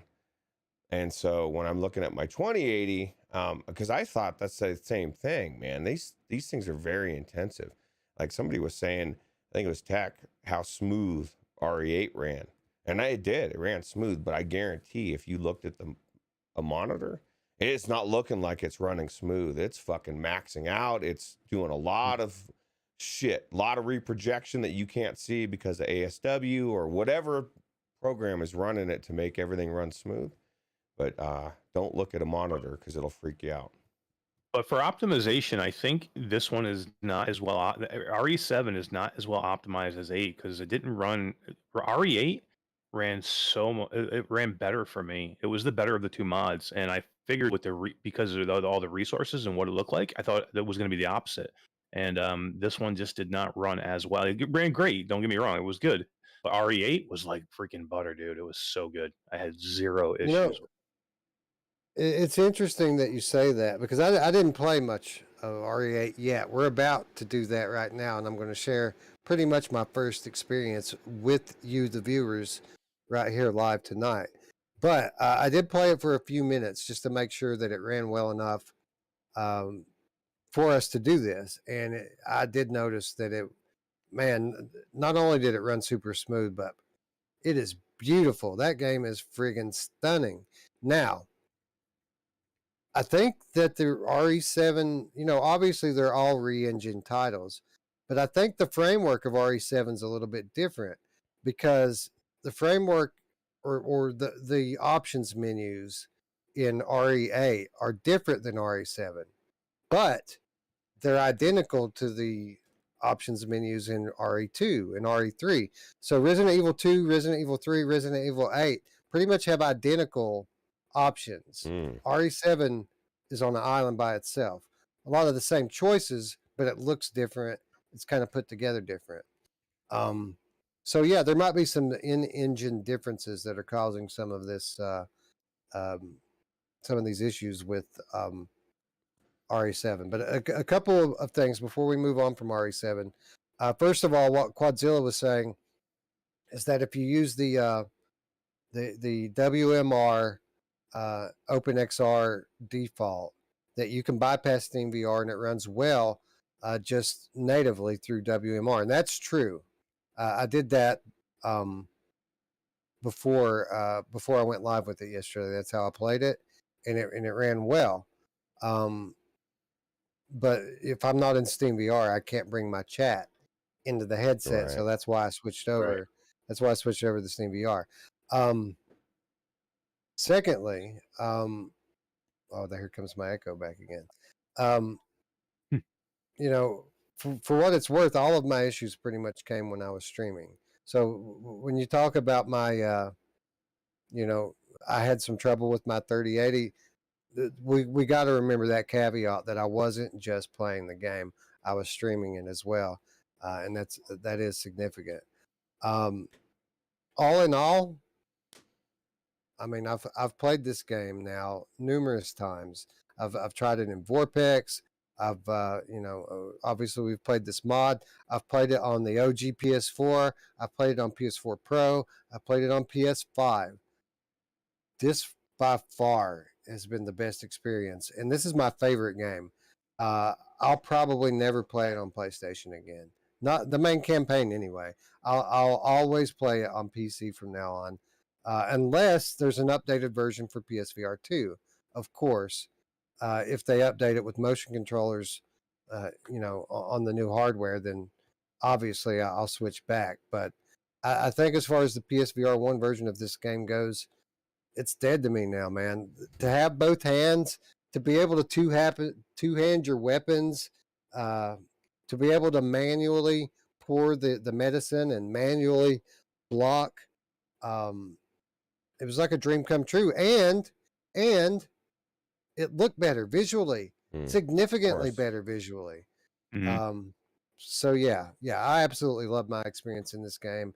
It's my favorite game, and this is the best way to play it that I've ever experienced. Did it feel weird at all to you guys to be able to use the knife, use the gun, and do all these things, but still have to hit A to do it? And I mean, I'm not knocking it because it doesn't bother me.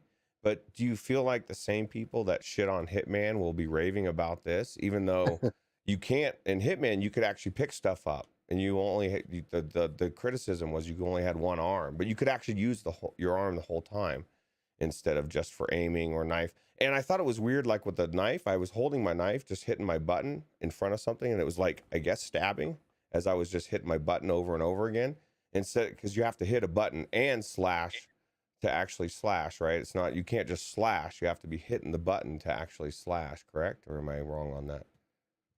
I don't think you have to. I don't. I have to play with it a little bit. I know that you can break open crates and stuff just by swinging. You don't have to trigger for that. I didn't try fighting without pulling the trigger. It was just a natural thing for me to do. So for me to honestly answer that, I'd have to test it more.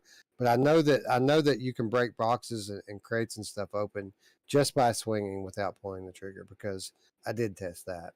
Okay. Yeah, no, I was the same way. I just kept hitting the trigger, and I was doing both. I was swinging and hitting the trigger, so I never tried it. I never tried it the other way. Yeah, it just felt a little weird to me. I think Radio fell asleep on his phone or something. He deleted one of Gamertag's messages, unless GT's being super rude in the chat. GT, how dare you, bro? Let's see. No, it doesn't. Looks. I'm gonna put him in timeout. GT. Timeout, bro. I can't bring it back though. It won't let me bring the yeah, no, back. and what he said was, he said streaming and recording takes a toll. Roots, if you're not doing that, man, you'll be fine. And that's true, because I actually, if I play Elden Ring without streaming it, everything runs great. If I start to try to stream it, then it starts to run weird, right? It's just those extra resources. So,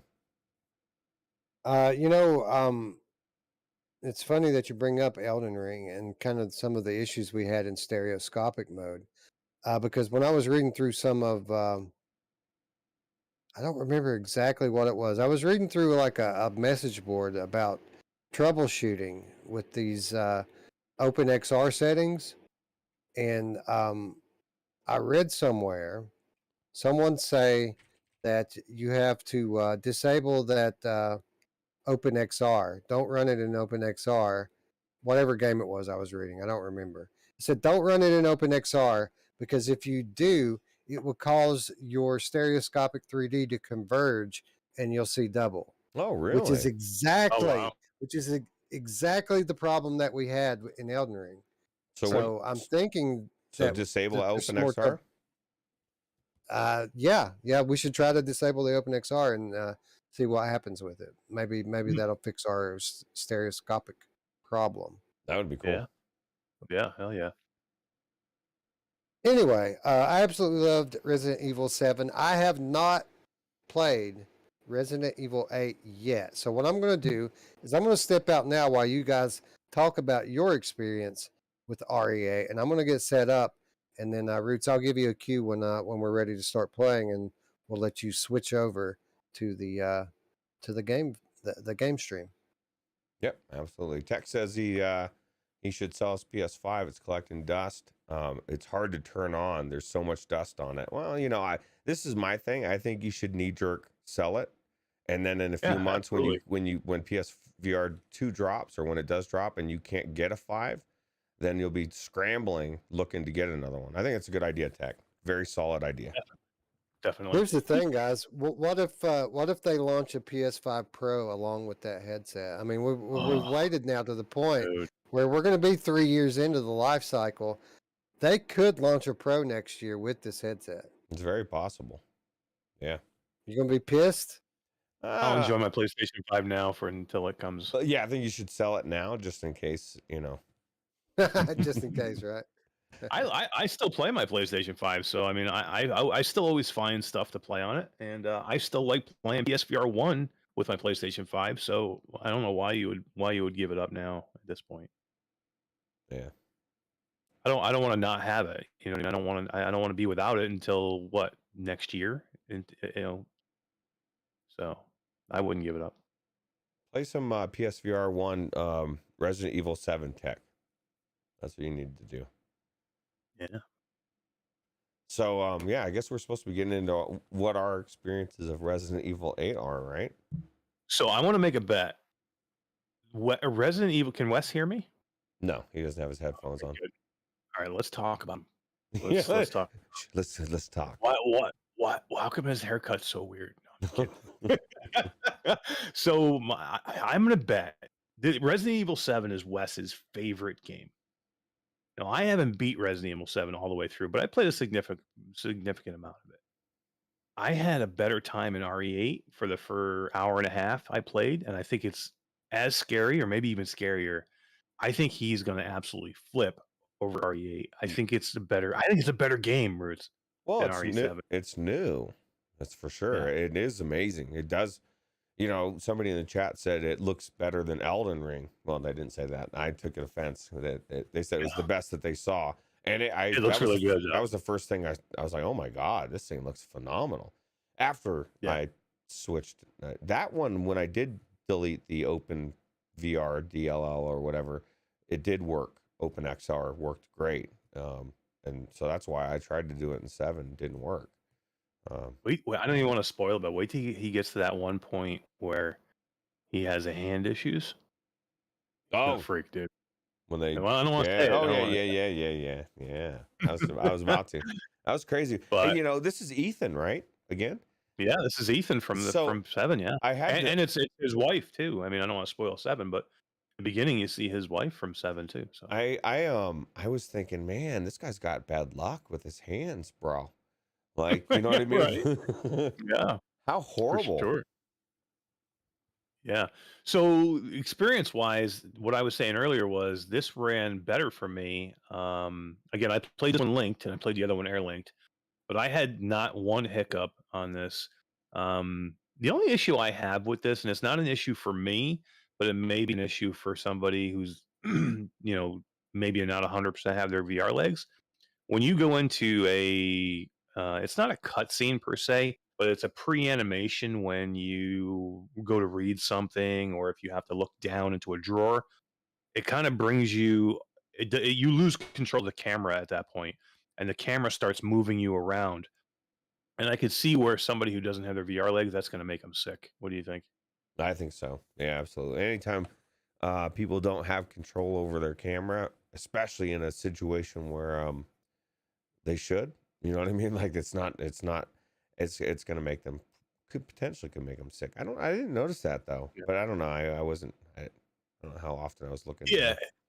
Again, it doesn't bother me, but I can just see the way it is. And it only happens again when you like if you pick up an object that you need to study, it'll sometimes bring you out of control, and the camera will move you away from like the first person view that you're in, and it'll pan around and move around. And when you lose control of that camera, it bothers some people. So I can just see where that could be an issue for some people. Now they did have settings in there, and I did see something in the mod page where it says if you have issues with motion sickness, this is what you need to do.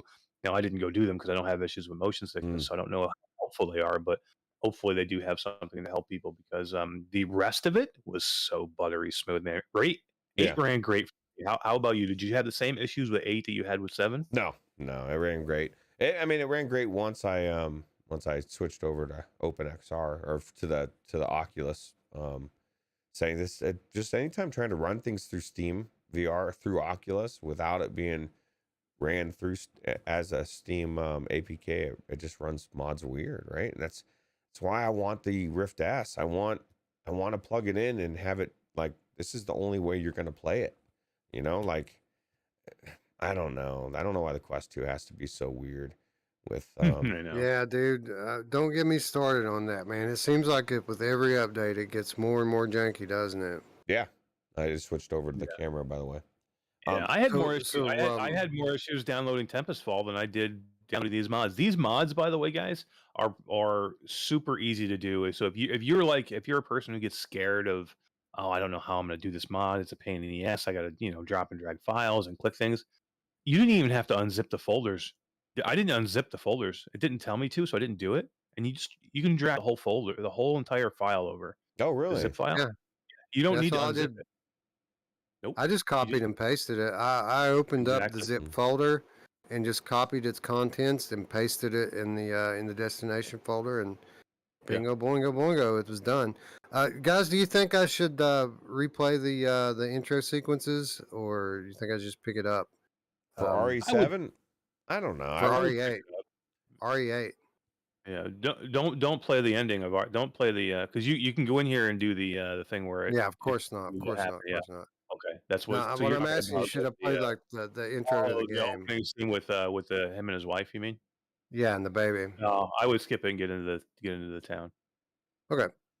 Well, we'll just continue then. Yeah, it's all cutscene there anyway, pretty much. Yeah, nobody cares It's about cool that though. crap. It's all 3D. Even like the menu screen is friggin' amazing with Dude, the it's 3D beautiful. depth. Yeah, it's gorgeous. Anyway, I was just we are. telling Ruuts, Wes. I think you're going to be blown away by this game. Oh, I already am, dude. This look at the snow, man. Look at the fucking snow. This is beautiful. Anyway, we've just been kidnapped, and much like in Half-Life Alyx style, the van wrecked, of course. So we don't know where we're at. We don't know who kidnapped us. Well, I mean, we kind of do, but we don't know why. And if you examine the file here, mission objectives: eliminate the target, recover the body. That, of course, was the lady friend. Secure Rosemary Winters and Ethan, which is me. I'm Ethan. Move the two of us to Site C for further investigation. At least 2 transport officers accompany them, and which is this dipshit right here. Yeah. And who was it that came and got you though? Should we say that? Sure. I mean, it's pretty well documented at this point that Chris Redfield, we don't know if he's a good guy or a bad guy anymore. Because Seems like a dick. Seems like a dick yeah. all of a sudden. Yeah, all of a sudden, right? Yeah.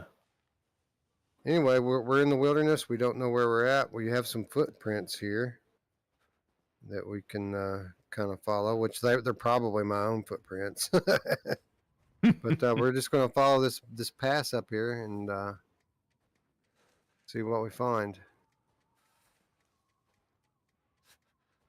The sound in this game is really, really good too. Like so good that I would, if I was ever going to play this flat, which I have the game and I have not, I would almost play it on the PS5 flat just to hear that Tempest audio, right? Because it's so good.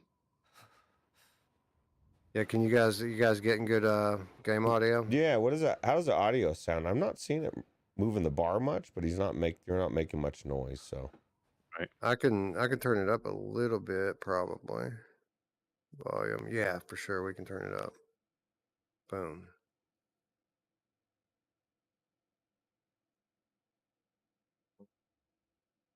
Are you still with me? I think it Yes. just dropped. Oh, No, it No, did? I'm yeah, with we're here. Yeah, I'm just waiting. My menu got weird, and my headset went black. you're a little laggy in your mic, but Yeah, I think something just happened. I need to get up and look at my computer real quick. You still see yeah, the game though? Yeah, we yeah, see. but it's the frames are bad. It's like all choppy. Yeah, we might have to reset it here. Hold on just a sec.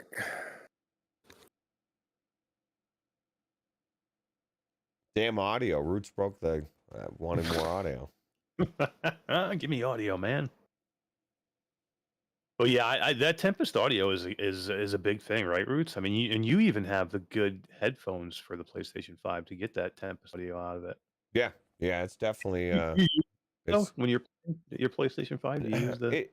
this is the thing. If I'm streaming, I can't because I need to Hmm. use these to hear through the Go XLR. So the only time I would use them is if I'd play by myself, but I don't play by myself anymore, really. So I end up not using them. Like I don't You know know who how. loves to play? You know who loves to play with themselves? My mom. Oh yeah, she does. She does.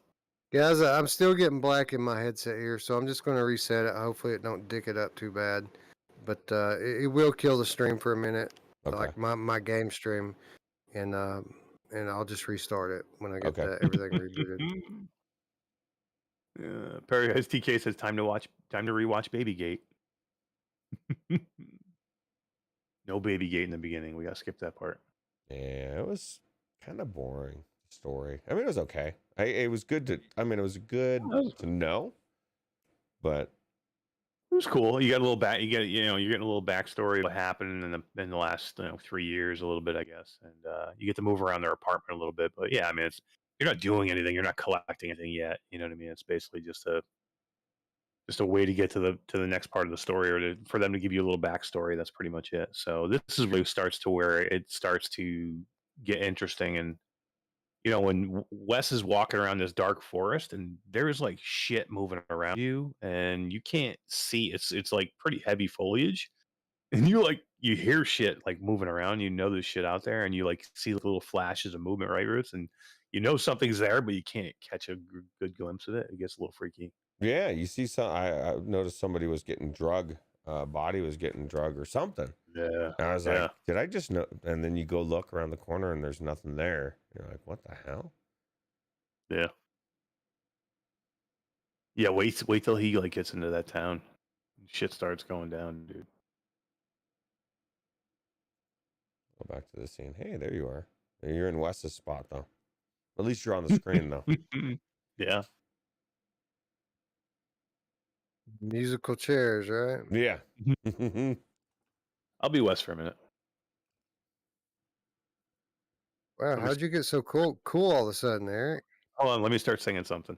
It won't sound as good. Maybe. What? What? That's terrible. I have a good voice. No, I There's a reason why you and I aren't serenading. Anyway. don't. We've got good radio voices, just not good singing voices. Right. Yeah, it's definitely not a singing voice. Food looks so good. Which food tech? The food that was on the table in the opening scene. Oh, when it she was does. cooking. Yeah, that's It true. does look good. Yeah. So I bought this game. I had it on Steam. I picked it up like on sale on Steam, and I actually have the PlayStation 5 copy as well. And I've been like going over it like for the last how long has it been out, a year or so, like fighting myself not to play this thing because I want to play it in VR, and I was hoping eventually I was going to play it in VR on PlayStation. But I knew if I didn't, they would probably mod this thing. And then they came out with that early mod, and I just was not going to do that. I wanted it to be better. So I'm glad I waited till right now to see it. And Roots, you did play it a little bit flat. You strayed a little bit of it, but you didn't really go too far with it. Yeah, I went like an hour in or something just to check it out, right? Didn't ruin it for you though, right? I mean, you still got Yeah. like Techno Glitch played the whole thing. He's beat the game now. Yeah, So I'm not somebody that's gonna say I have to play a game in VR. The immersion level for me starts with gameplay first. If the gameplay is amazing, I can get sucked into a game. If I can get sucked into an amazing game through a window, that tells me how fucking good that game is. And then exactly. you bring it into VR, and it's going to be next level. But I have no problem playing a really good game flat. Sometimes I actually prefer it for different reasons. Like you said, you can chill. There's no strain. You eat your popcorn. You can eat your popcorn, bro. It's more comfortable streaming. I got popcorn right here, ready to go. You just can't eat it because you're streaming. But, so yeah, Wes only played. He hasn't played any of this except for he did the opening, basically cutscene area where you're just basically talking with the wife and you see the baby. You get to walk around their apartment. That's all he did from right where he's starting right now. He hasn't played anything at all in this. So this will be, if he can get this working, this will be. It's fixed. And this is super tough. I mean, to do something like this, guys, that's why we're having some issues. I mean, when you're taking a mod, streaming it live, as we're doing a regular talk show. I mean, that's why there's reasons why we're probably one of the only places that does stuff like this. Yeah, people don't want to deal with it. It's fixed, yeah. Did you have to redo any of the windows, or did it just pop right back in? No. Once you came back in, it was fine. Nice. All right. So I'm not going to try to fuck with the volume anymore. Volume's fine. Yeah, don't do it, dude. Fuck you, Ruuts. I'm going to use the restroom while you're not glitching the game. Streaming is super taxing on even the most beefy computers, ladies and gentlemen. But what I hear, Eric, is the NVIDIA 4000 series is coming as early as July.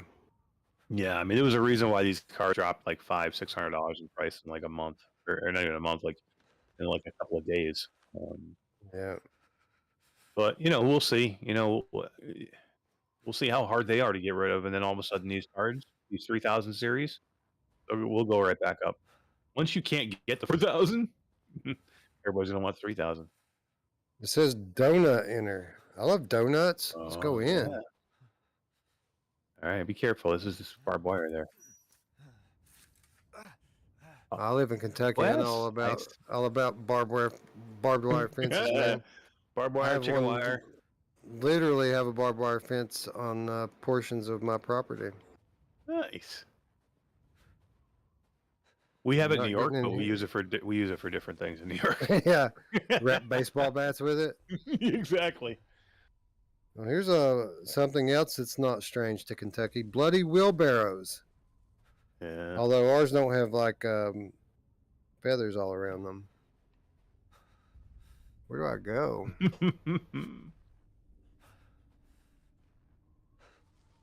This is so awesome. Yeah.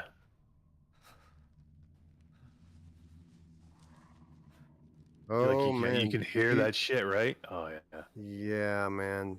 Did you hear it? It was like behind me. Yep. Every one of these games start with dead crows on the ground too. You ever notice that? I know, right? No cheap hit crows here on this game, though. Well, these one, oh man. Look at that. Yeah. So what? Show us your hands though. Show everybody your touch controllers, how you're moving your hands. You can't grip anything with your hands. Like you can't grab your grip button on your controller and make a fist or anything like that. But you do have full control over left hand or right hand. And very realistic looking hands. I mean, have you ever? I mean, this game in VR, this mod. I mean, this is about as good as any VR game as far as looks go. Detail. We've never played anything. I mean, this is Half-Life Alyx level of graphics, if not better, right? Yeah. I mean, it's on par with Elden Ring for me.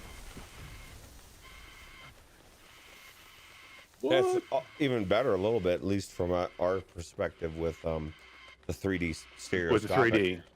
Yeah. Yeah, man. It's fucking beautiful. Shut up, bird.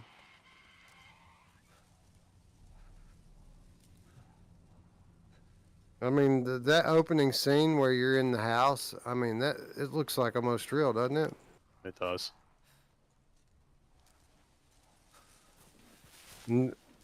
Again, this is a scary game. This is going to scare the piss out of me in VR. Did you just hear that thing too? Something was on your right or your Yeah. left there. I saw it. Tech said he kept getting lost flat. I don't know how you get lost, man. You just keep moving. Yeah. Is there different directions you can go, or I thought you can only go one way? Tech. Later in the game, you can move around quite a bit in this village. I never even noticed those dead fish right there. Yeah, I didn't even either. stop.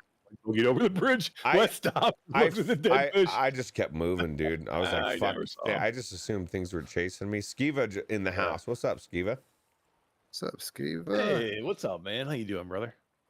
Welcome to our real-time review. I think we should just change the Wednesday show from Strangers of the Night and just call it real-time review and do this every week. I think so. Skiva, yeah. Skiva says, Wes, can you turn the sound up? No, just kidding. No. No. Anybody asks that you're out, we'll put you in timeout.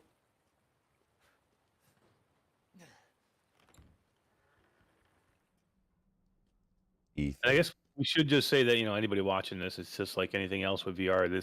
It does not do it justice. What Wes is seeing right now in the headset is like, It looks phenomenal. it looks good here, but you're still seeing it on the flat screen. When you see this in a headset in 3D and it's all, you're in it, it's just crazy. I still, and I know this is going to be controversial, aside from the weapon aiming, I think that having both hands in the VR is kind of gimmicky. You know what I mean? Like you're not doing anything with these fucking hands. You're not picking anything up. You're not doing anything with them. You're hitting A for everything. And so at some point, to feel like it's changed outside of the weapons, I don't see how it changes anything. You know what I mean? So, but I mean, Well, the weapons are it's pretty that's a big part. significant thing. Yeah, it's a big part of it. But still, it's weird, man. Oh shit, pills. Yeah. Oh, come on, man. They look like good ones too. I don't have a problem using a gamepad. I actually liked it in Elden Ring, but there is something to be said, I guess, for having motion controllers and just feeling like you're it maybe brings you into the game more, maybe a little more presence. Oh, And shit. by the way, you guys talk about hands of the year. Look at how realistic these are. You can't Can we? you can't Oh, close I just them. want you to bend them. I Yeah, want you to bend bend them, them. please. It makes me feel like I'm claustrophobic. Look at how they move on their own, though. Like That's true. Yeah. It's You know crazy. what's funny is on a flat game, we would never worry about our hands closing. You know, we would say, Yeah, right. wow, they look Right. so cool. Yeah. And by the way, you can there is full body inverse kinematics in this game. I don't use it because It's weird. I play seated, and when you turn, you can see your shoulders and stuff. Even when you're It's a bit standing, you distracting. can still see it. I don't think that the body is done well. What's really I turned- weird is I left when the you arms on it, but I turned everything else off. when you turn your hands off, the arms off. It's weird because now you just see a shadow of your hands. Yeah, right. Yeah. That was really weird. I was like, I gotta have my hands back. But check out how easy it is to enable and disable that stuff, guys. All you gotta do is look at your palm, point the other one at it, and boom, the menu pops up. And it's Yeah. literally just right here. You check boxes. That's all there is to it. Yeah, and it does give you a lot of options too. You can change a lot of shit in here. Yeah, I mean, shit. Look at that. I prefer the way Luke Ross does his mods, where you just under the start, you just hit both start buttons, or on the other ones you hit both triggers. It's like it's a lot. I think a little bit more streamlined. I had the opposite experience. Like I had trouble getting that one to come up in VR, but Really, I never have a problem. this one I've never had an issue with at all. Like it worked perfectly. Well, you every you have time. a 3080. No, I don't know. Like, what does that have to do with anything? Look at all this garlic that's hanging around everywhere. Like garlic. And that's another thing that we, as VR players, I notice, Wes, because I did the same thing. I'm going around and I'm trying to move stuff, right? Like, you don't do that in flat games. In VR, we want the physics. We want to be able to take the garlic and push them out of the way, right? Which is pretty much the future of all Yeah. games. You know, down the PSVR road. 2 launch title, Resident Evil 8 Village, and you're gonna be able to grab that picture with your hand, pick Smash it it. up, turn it around, You'll be move it able to around. You smash don't have it. to. The can. Oh, Yeah. that's index. Never mind. Whoa. I saw a Vive set up for $300. I was thinking, I wonder if that'd be worth it just for the base stations. I don't know how much base stations cost. Yeah, I thought about something similar recently, and I mean, you can get new 2.0 base stations pretty much for that, Yeah. and the Vive is just, from what I understand, the screen door effect is just terrible in it. Well, and I'm sure the dude has wands too. No boy. Once you I get saw- once you get the controllers and the base stations, you can go buy a Pimax. Right. That's true. I saw a Oh,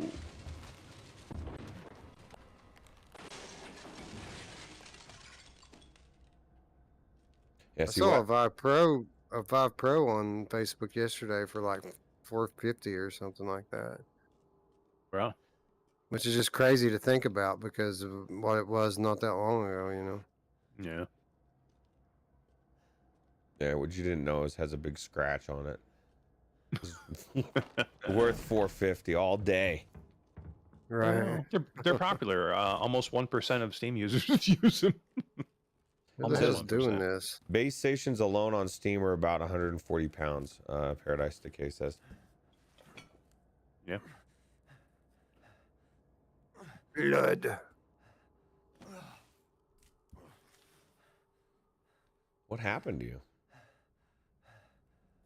I crawled on the bloody floor. Oh, that's right. You had to crawl under that thing. Looks like the sun's coming up, so that's kind of good, right? You'd think Skiba says I'm not playing this mod only because I want to experience it on PSVR 2 with native-ish VR. Stoked to play it though. Well, God, Dude, dude, I mean, at what Pretty point? fucking solid. I mean, this is Yeah, I hear you, but this is amazing, dude. Yeah. this is the thing too. Is like, you wait on everything with that. I'm gonna wait for this, or you know, a lot Right. of people- I'm waiting. I'm waiting to play it through Neuralink. Elon Musk. Ooh. well, it's coming. Yeah. I mean, I get it. I waited this long to play. I didn't want to play it flat, so I waited this long just Sure. to play it. And you know what I mean? So I understand why, if you really want to play it exactly the way you want to play it, I get it. You know what I mean? But now that I've tried this, I can't wait to get back in it. Like, I was going to go finish 7 because I haven't finished it yet. Now I just keep thinking about wanting to go back into 8. Well, just go to restart the game of 8 and just pick the option to watch the end of 7.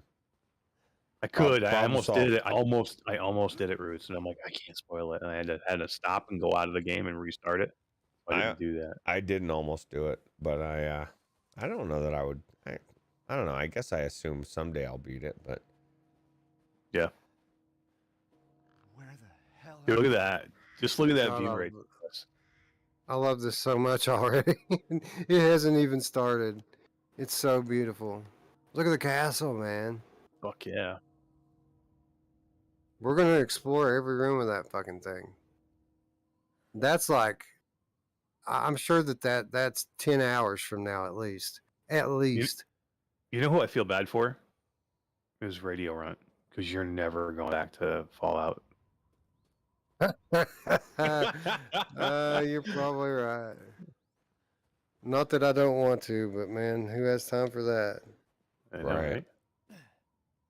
Well, this story you want to you have a vested interest, right? Yeah, exactly. This is my favorite shit.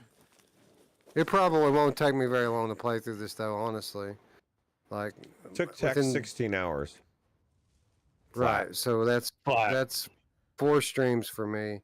Which, if it took him 16, it'll take me 20. You know. Well, he had already said he thought it was going to take him almost 30 VR. I don't know what that much difference would be, but that's what he Well, said. he stops and check out the scenery, you know. This is the biggest horse I've ever seen. Dude, that was crazy. That's the thing too, is like as you're walking around this area and stuff, this is what I was struck by. And I'm looking at this horse and all this crazy stuff. Like, you don't see that in VR games yet, mostly. Like this is like AAA. Well, it is AAA level of detail, right? Everything. Yeah, in this low light scenario, this looks almost real. Like it looks almost real. Imagine this. The game's in Unreal Engine 5. Oh, I know, right? I can't even imagine. Imagine the native PSVR 2 games, what they're going to look like. Oh yeah. And easy to pick lock. Well, then Maybe they're out. maybe they're out. Are you gonna pick up a weapon, Wes? I know you I haven't. can find I one. I know you'd love to. I'm like, damn, where's you got to find something, right? Some broken glass, something. Soon. Somebody hiding in this bed. And there's that same picture from before. There's some creepy pictures. Well, nothing here. Wes, what if Man, you had to play this without touch controllers? If you like, I know you've been waiting too. You've been waiting all this time. What if they came out with this exact mod? You had to use the controller. You had to use I'd be fine with it. I'd still play it. He'd be blown away just like he is right now. Yeah, I agree. I just was curious to see if you would have said, "I'm not." Obviously, obviously, I prefer having hand presence. It's a big deal, but like it wouldn't deter me from playing if it was just gamepad only. Ski, but you take it easy, man. You have a good night. Thanks for Yeah, stopping by. thanks for stopping by, man. Have a good rest. All right, so here's the customary yellow tape that shows you that this is a thing of interest. Oh, you need a crank, of course. Every Resident Evil game, you got to find the crank. You know who else loves crank? My mom. I tell her it's not good for her. It's not good for you, Mom. Man, at least do real meth. Use that crank crap. Yeah, don't go do the crank. This reminds me of the shed they raised my brother in. They shouldn't have done that. He's just a boy. Mm-hmm. They killed him.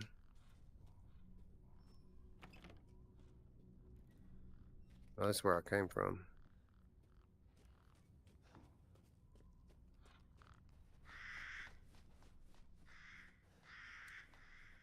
Oh, it's another donut place. I'm hungry. Gotta get a chain Actually, cutter. Right, bolt cutters for, again, it's a Resident Evil game, right? That's right. Certain tropes.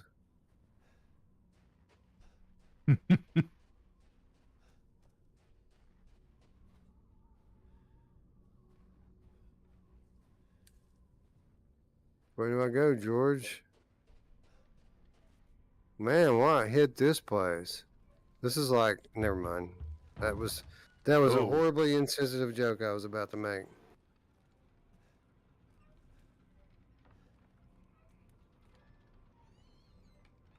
Pipe. There's your crank. Yeah. Kind of look Is like that really my crank? that's what it Yeah, it looked like. looked a little bit like it. Somebody's playing the radio. What the hell is that? Didn't even notice that.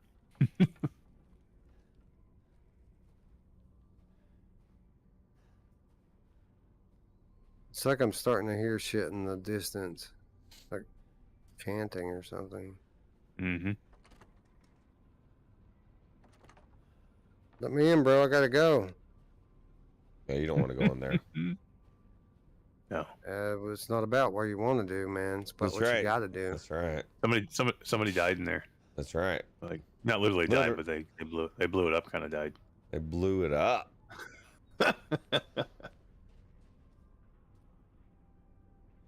Giant tractor. I don't know. I see where Tech got lost, man. Like you go fucking everywhere in here. He was lost in that beginning snow. If I Yeah, wasn't on It's stream, techno glitch, bro. if I wasn't on stream, I totally would have went the other way. Because this feels like the way I'm supposed to go. I always like to go the way that I'm not supposed to go first. Graveyard, workshop, ceremony site. Oh, they're having a ceremony. Oh, how lovely. They're getting married. Nice. Hey, Felipe, what's going on? Did your baby just wake up? Yeah, what's up, yo? Don't let your baby watch this. This is not for babies. No. No. They did have a baby in the beginning, though. They did. They did. That's right. They did. Locked due to a missing homeowner. Well, what else are you going to do? Break in. Can't climb it? I mean, I know you can't, but Special key to get in here? that's the thing is like, you got to use a special key. I could vault that thing in 5 seconds. It's not that tall. There's no spikes.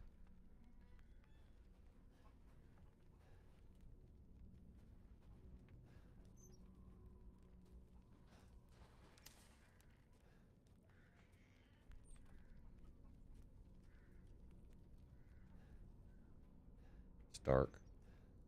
Yep. Oh boy. This looks like Jesse Dixon's house. Mm-hmm. Some force could break it, but I can't break it by hand, right? No. Right. No, only has to be a knife force. Yeah. Boom. Hey, Knife. look at that. No, that's a knife. Now you can cut the tape. Oh, wait, that's It's wrong true. again. See, no trigger. We got some first aid meds. Try and do the trigger without doing the motion. That's what I wondered. Because it makes the sound. No, you Yeah, can. it You do does. it. No, it Yeah. slashes it. Yep. Look, Yep. look. Yep. That's what I was kind of thinking.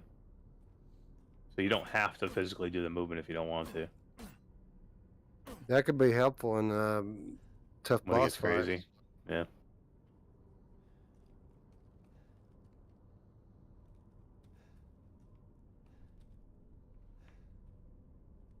Did they just run out of the house?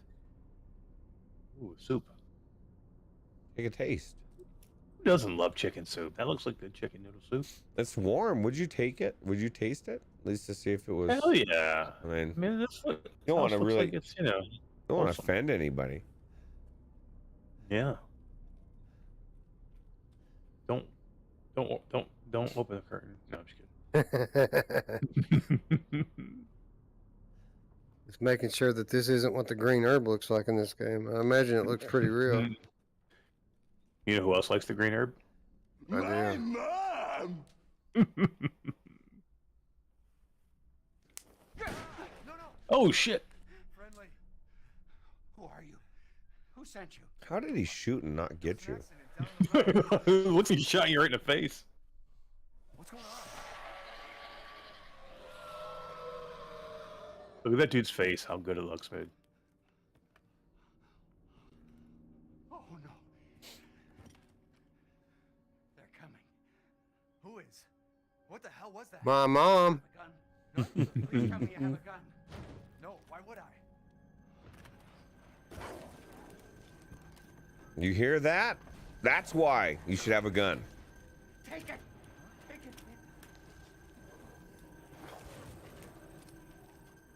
No, it's out there. Hey, are you listening? Hey! So you let that guy get killed. You just let him get killed, bro. Could have It's my stopped it. fault, totally. You walked into his house and got him killed.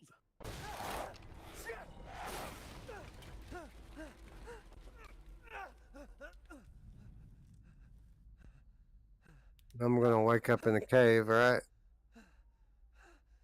Dead body?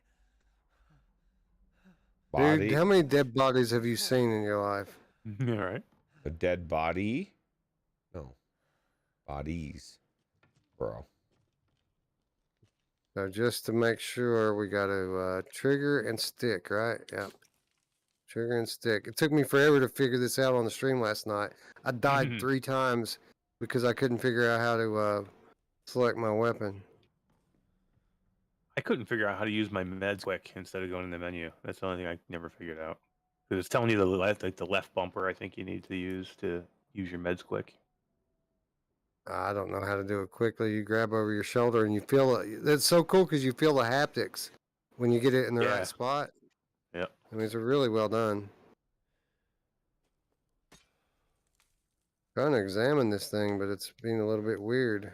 I had a tough time getting it to register too. I finally got it, but You got to lean into it. That's what it is. you know who likes it when you lean into it? I do. My mom! Jesus Christ.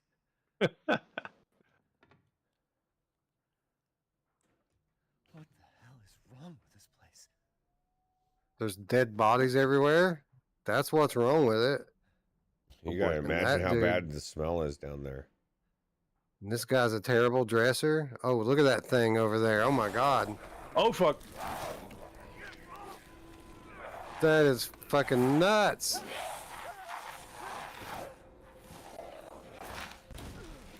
Holy shit.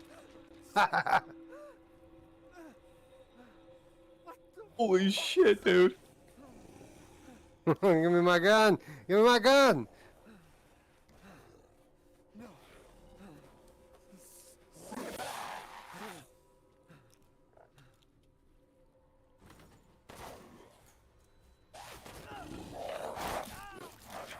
Get off of me.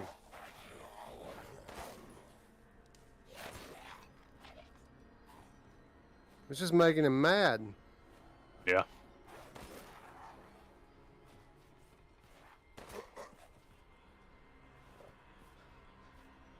Headshots. Oh crap. They move well. Yep.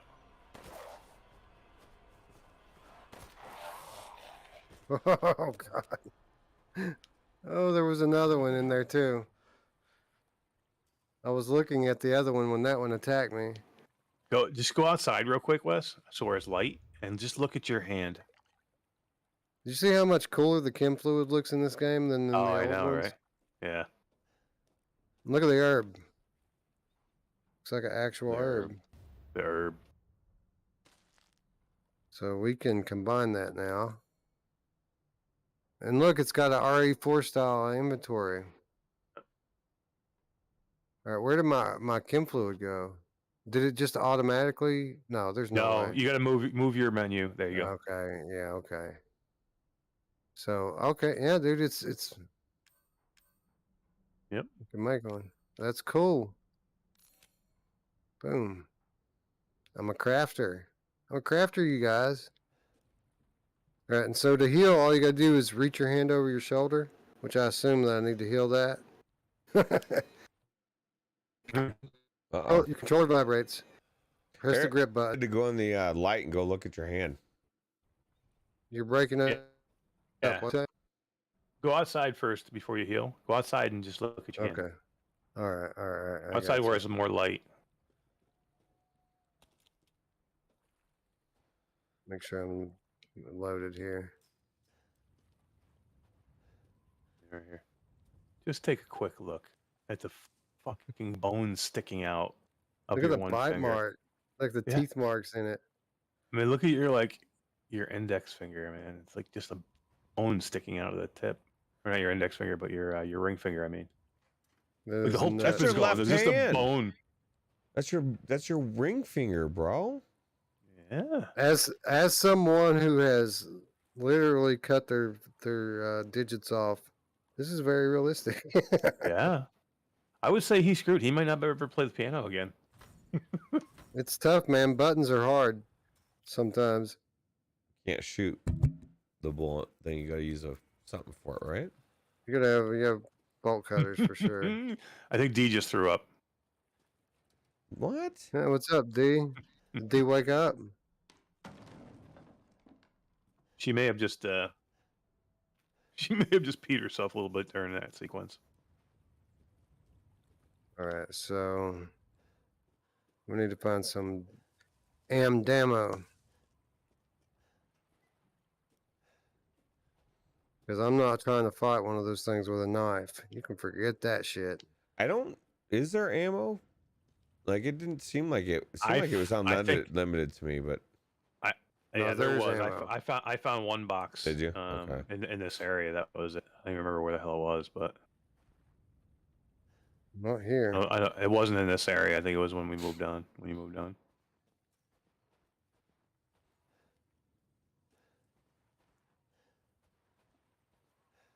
Maybe I do have to shoot it. No, Nope. I you just got wasted bolt cutters. just wasted a bullet. Damn it. All right. Switching back to my knife so I don't accidentally waste any more. Can't get back through there, can I?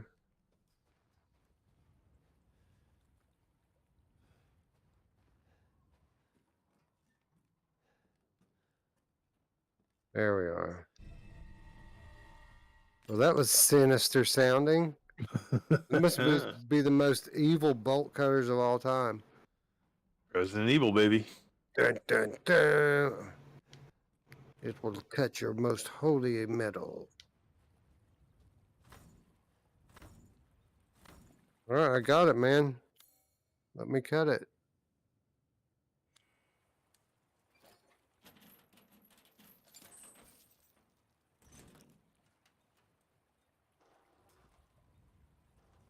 I'm not sure if somebody had like bit like most of my fingers off and my hand, part of my hand off. I'd be like crying like a little girl right now. This guy's walking around like it's no big deal. Like, yeah, I'm all right. You know, honestly, it don't hurt like you think it would hurt because you cut your nerves and it's just like, it's just numb pretty much.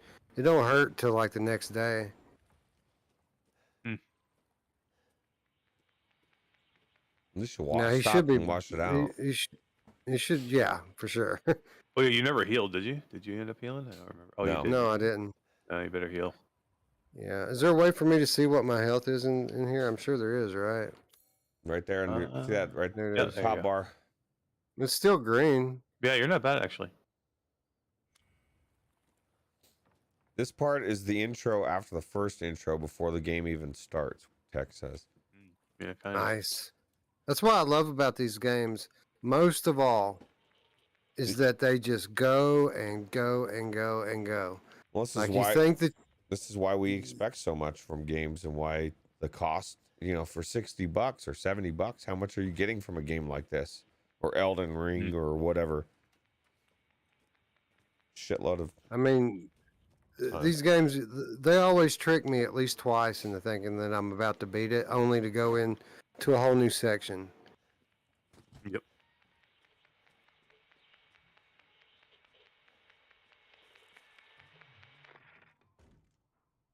Nothing.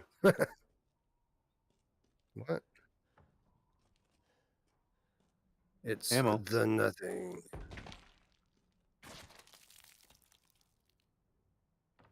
Oh boy. Just gonna tiptoe around here a little bit.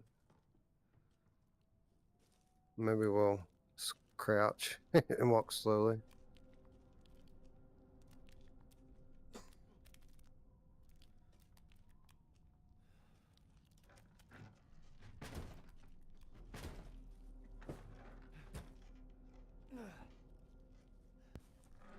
All right, so this is, you have to hold A in.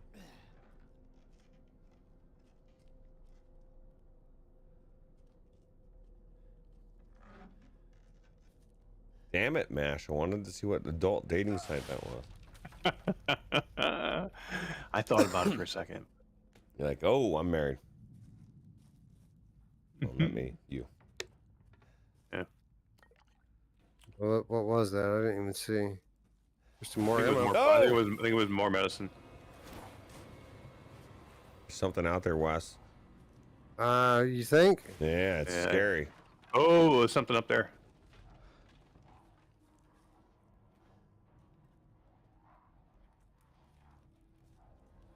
What's funny is that guy, one guy got ripped up and out of the ceiling. That he acted like it was like the end of the world. For you, you're just roaming around.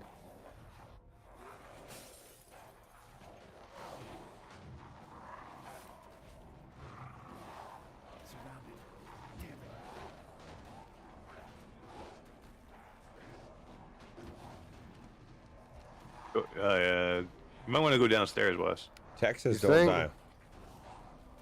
You can bar the door. Oh no, it's already done. Never mind. You already did that part. All right.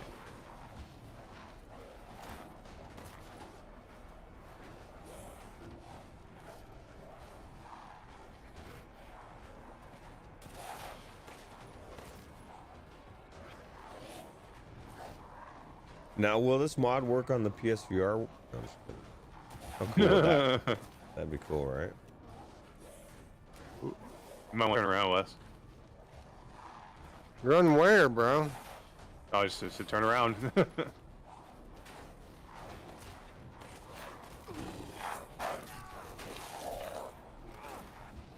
He's trying to get your other hand. Yeah, It's- right. it's your With my shooting hand. bro.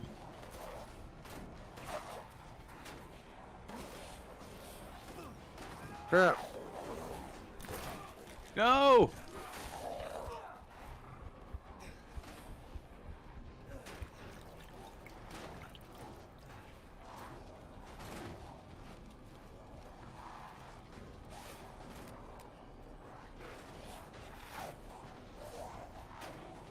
What's happening? Chaos. It's crazy, bro. Oh. Yeah, you nailed him. Tech What did I says, just pick up? Tech says bullets mean nothing to them. Run. Rusty I parts or just, something I just like blew his fucking head up, Tech. It means nothing to him, though. that.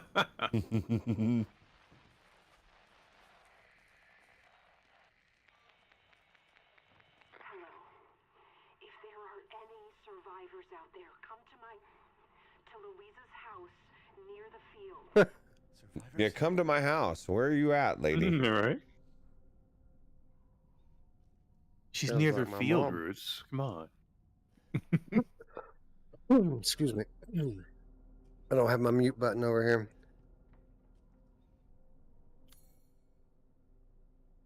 Alright, so I've got 1 health. 1 health? Why is it green? One heal. Okay. heal, yeah. And It's I like- can make another one. Matter of fact, I think I will. Oh, I can't make another one. Just don't I get read it attacked. wrong. Just don't get attacked again, and you'll be good. Yeah. Alright.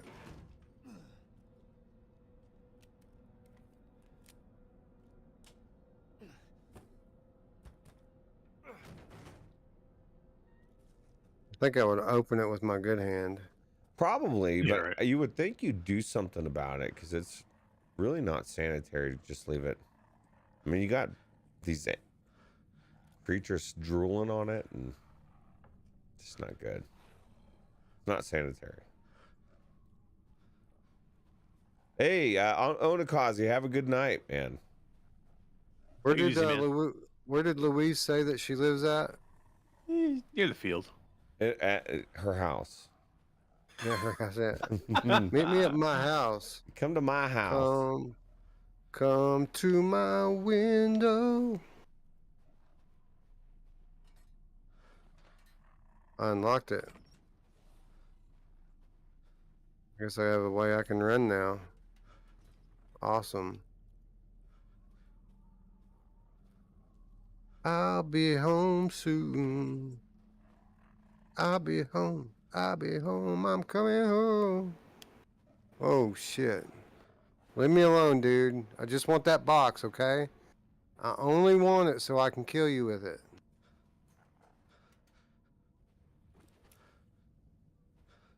Where do you go? It's like he acts like he's scared of me.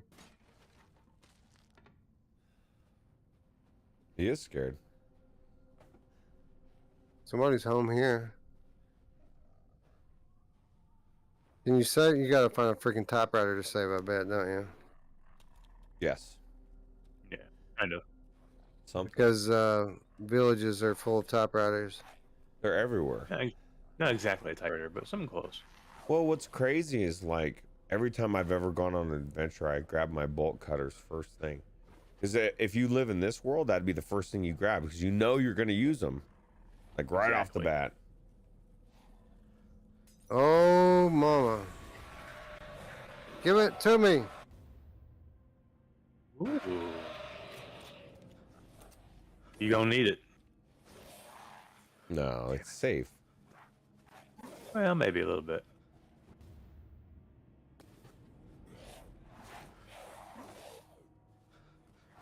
How many shots do I have? No, not enough.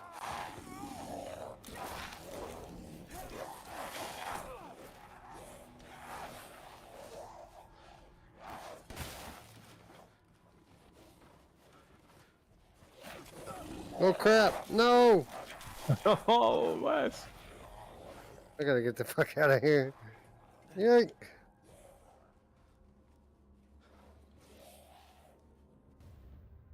Rusted scrap.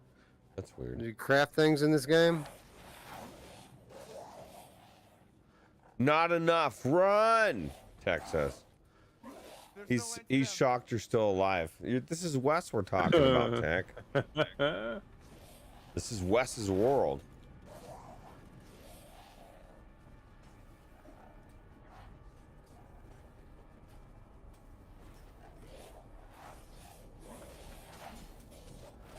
Tech would have been out of there running.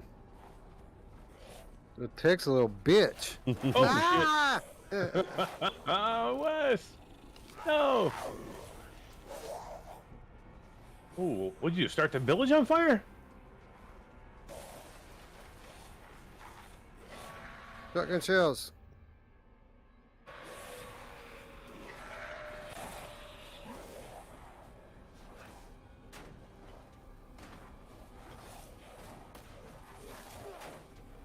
Oh, shit. Oh, there's a fucking barrel right there. Oh, you Oh! motherfucker. Run! You need to heal bad. You're out of heals, right?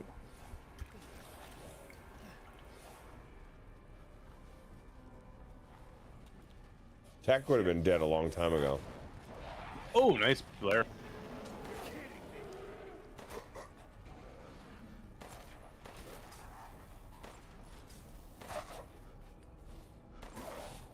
They have weapons too. Like these guys are hard enough as it is. They have weapons now.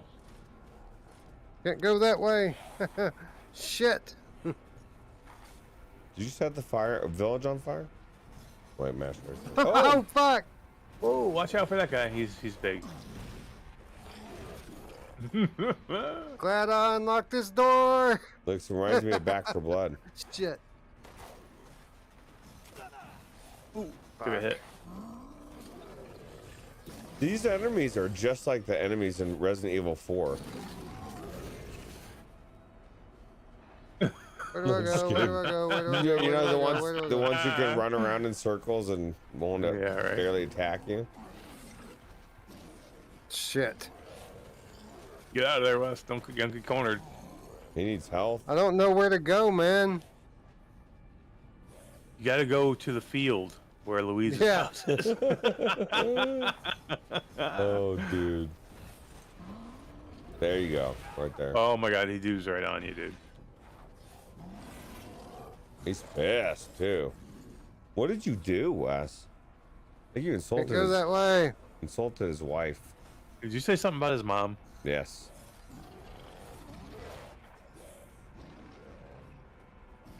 Where's your shotgun? It's in my inventory. That's what I do. Fuck. Oh shit, dude! Oh man.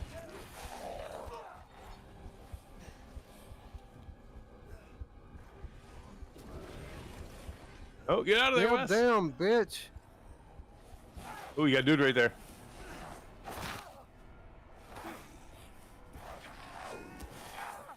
How are you still alive? I don't know. Go back into the tower. Oh, there's a guy on horseback.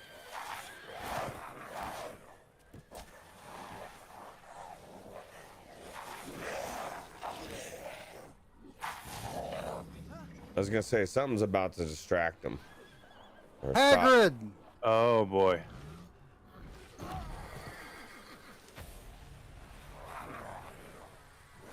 He's gonna save you. You I got think. this guy, Wes. It's like Ted Nugent. You did it. It's Roos when he wakes up in the morning. His beard's all over the that's place. what my beard looks like in the morning. If I lay down for a nap, a little rest. Oh shit. Damn, dude, I don't know how Dude, you didn't die. survived it. You Did you guys did get it. killed there? Oh, you got shot with an arrow in your ass. In the hand. Same hand. Your same hand. You're like, God damn. Wash it off, dude. Come on. Hopefully you're not left-handed. Ooh, you finally put a rat on.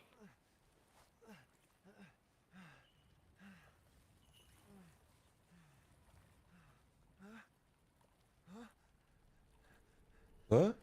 Huh? It's Louise. Go to our house. I told the witch doctor I was in love with you. And then the witch doctor, he told me what to do. He said, bend over and stick up your ass. You dumb fuck. You should have ran away. Alright, so I'm alive. Nice. I need to heal. And I don't have any medicine. I have a chem fluid now, so I can make one. You need to find a save point. Because we're Yeah. at 2 hours and 45 minutes. We're rounding 3 hours here. Yeah, we gotta find a save point and call it a show. You're right. So let's look around, shall we? Yeah. I can't believe you survived that. Yeah, really. Did you guys seriously get killed there? I can't remember. I did once. I came back and got through it, but I died once. I had to heal myself, I think, twice during all that. So, wasn't like I just made it through. Like I did get some shots in though. There's a few of them bleeding today because they fucked with me. Yeah. And that guy though, he didn't make it. That's tech. That's techno glitch right there. What? Poor Tack. That was nuts, by the way. Good God. So good, right? Yeah, so awesome. I mean, there's weirdness, right? Because this is a flat game and the camera's not supposed to do all that shit in VR. But the 3D depth and the clarity of it it's fucking next level, right? Yep.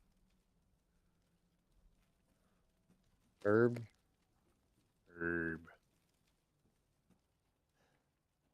If you guys know where the thing is, you feel free I ended to up not share it. saving here because I couldn't find it.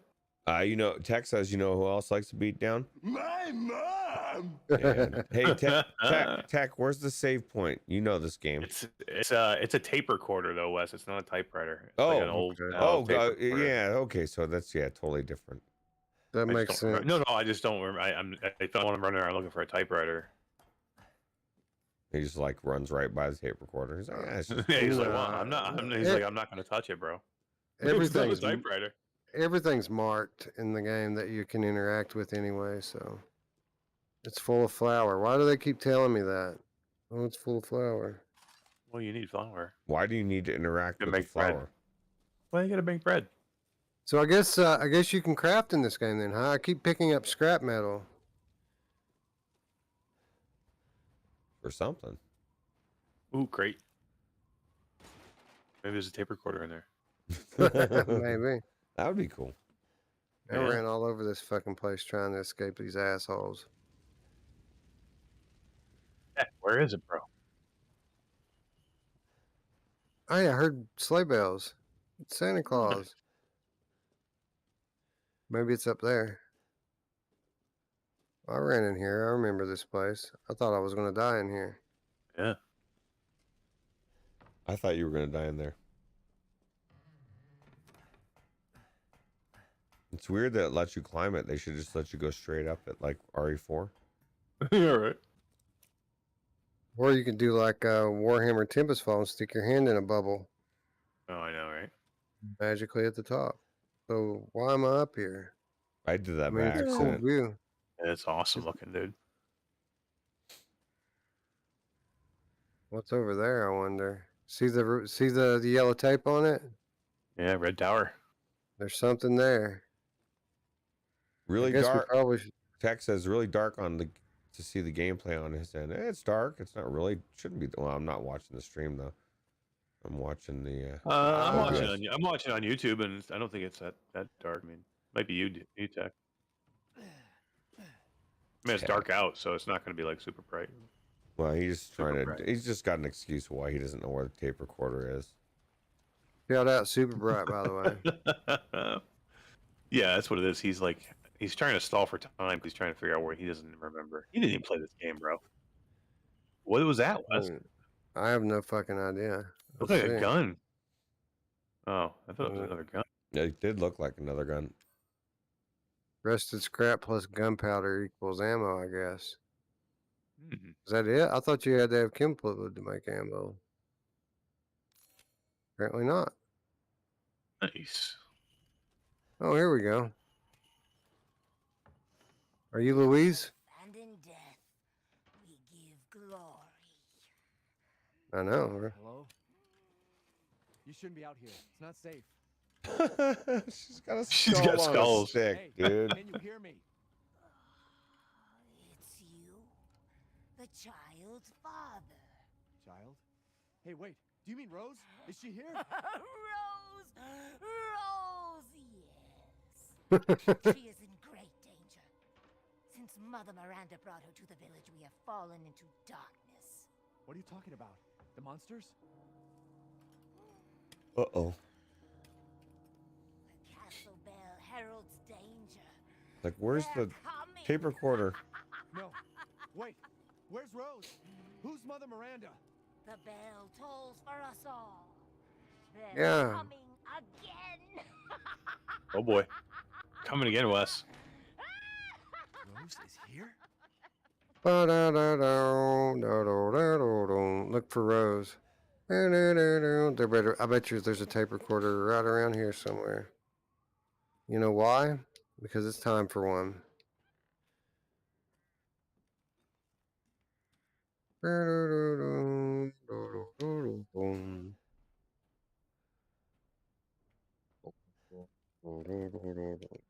Hey, wait a minute. Weren't we here before? Possible. Oh, great lichens, the fabled monster wolves of old. May they come to eat our flesh. May they come to tear us apart. That's my favorite song. Interesting. It's in the church, Tech says. It's in the church. Where's the church? The Church of Latter-day Saints. Oh, is I that the don't red think- tower? I don't. Oh, there it think- is over there. There's a I don't- steeple. There's the Yeah, church. I don't think that it would be in the Church of Latter-day Saints. It says view the map. Yeah, I couldn't But figure out how to I use the didn't- map either that way. I didn't pick up a map. There's There the you go. map. How'd you do that? You put your hand over your left shoulder and press Y. Oh, yeah, that's Mm. what Like this, you take your half of a hand and put it over that shoulder, and I then you press Y. Take And it your works. three sometimes. good fingers and Yeah. You know who All else right, likes to use so- their 3 good fingers? My mom! yeah. What is this? Oh boy. We offer these goats of warding to protect the village and its people. Well, it's not working, bro. Any who break them shall feel Mother Miranda's wrath. Ooh, you don't want to feel that. You want to bet, bro? I want that lady all over me. Have you seen her? Something's happening, Wes. I still need to find the crank. You gotta go to the How do I church. get in the church? It- You it- sure it's- that the only one around here is in the church? That's what Tech said. Good. Wow, he didn't say the only one around. He just said it's in the church. Well, here's the church. We did it. There's the people. Open it up, and where's the people? Oh, That's that a is typewriter, there. bro. Wait a minute. Was it 7 that has a tape? No, it's 7 that has a tape. Yeah, All right, man. I'm confused. Man. Well, to be honest, it's 4 o'clock in the morning, bro. So, I think it's safe to say that this one, it runs better than 7, doesn't it? does. Yeah. way better. Anyway, let's talk about it on screen. I'll be right there. Looks better too. Yeah, it does. Man, it's way better. Anyway, I'll be right there. Yeah, this game is awesome, dude. I can't wait to get back in it. My question is, do I go finish 7 Roots and then get back into this? How close were you? Probably halfway, 3/4 maybe. I don't know, man. That's like it's I old think I gotta go. news. That's old news, bro. Just I think just, I got. just watch the ending. It'd be fun to finish it though. Stream it. Yeah, I could. Wes could do this one. I could do 7. I think you should. I know you guys can see me, but I got to switch my headphones over before I can hear you. Okay. So bear with me. Oh, shit. I just did something stupid, didn't I? Hold on. I'll learn one of these days, I promise. Let's see. Maybe I can, if I just add the source. Tom's Flesh Eater Gaming says 7 is worth a finish. Yeah, I think so too. I think that's my plan. I think that's what I'm going to do. I really, really want to play 8, but I think I'm going to go finish 7 with the mod. And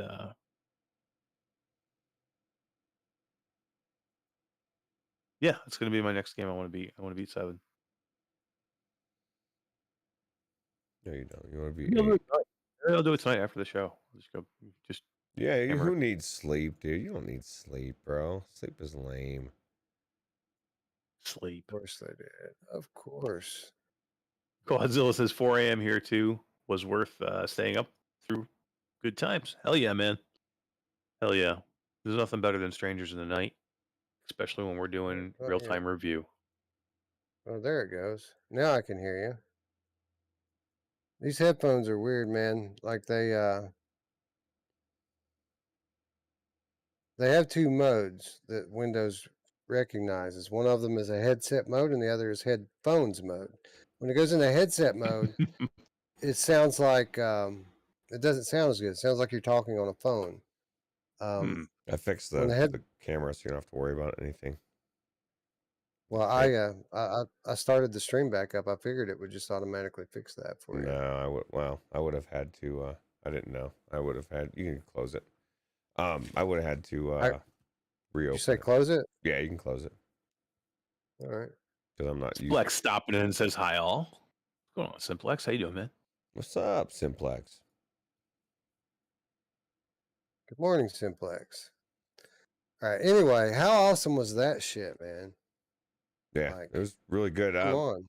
Tom Flesh So Eater good. Gaming says 7 is horror to the core. 8 looks more like 4 with action over fear, in his opinion. So far, dude. Definitely more action, but that looked pretty terrifying too. yeah, that was pretty visceral and intense. Those things in VR are horrifying. It was I don't know, man. It's hard to explain. You have to experience it yourself, and I highly recommend if you have a PC and you have a VR headset that you do. This is free. This is free. I mean, the game's not free, but the mod, the work is free. And with that, on that note, I would like to take this opportunity to encourage people to go to Prey Dog's website and donate, because this is for AAA horror games, including the greatest horror games that we've ever played. In VR now, completely playable with full motion controller support. And he could have easily put this behind a paywall and made bank the way that Luke Ross does, but he didn't choose to do that. So you guys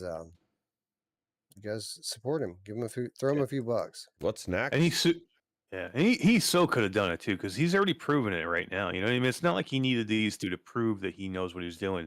So he could have easily said, "Yep, here's I already did 2 and 3. You guys loved it. Here's 7 and 8. It's just as good as 2 and 3, but 7 and 8." And people would have bought it. I would have bought it. You would have bought it. How many people would have bought it? And he said, "You know what? Just donate if you feel like it. If you feel like I did a good job, donate." So guess what? Go donate. What's next for Prey Dog? What games? Yeah. I got to imagine a good long break. Jeez. Yeah. Right. Nothing if these people don't pay him. Like, Right. come on, everybody. If we want stuff like this before PlayStation VR 2 gets here, we got to support the people who donate their time and effort into making it a reality. So Yeah, Yeah. absolutely. anyway, I think that's going to wrap up Strangers in the Night. Guys, it's another successful real-time review. And the games, they just keep getting better. How can we top this? Like we did Half-Life 2. Now we did Resident Evil 8. Well, how can we top this?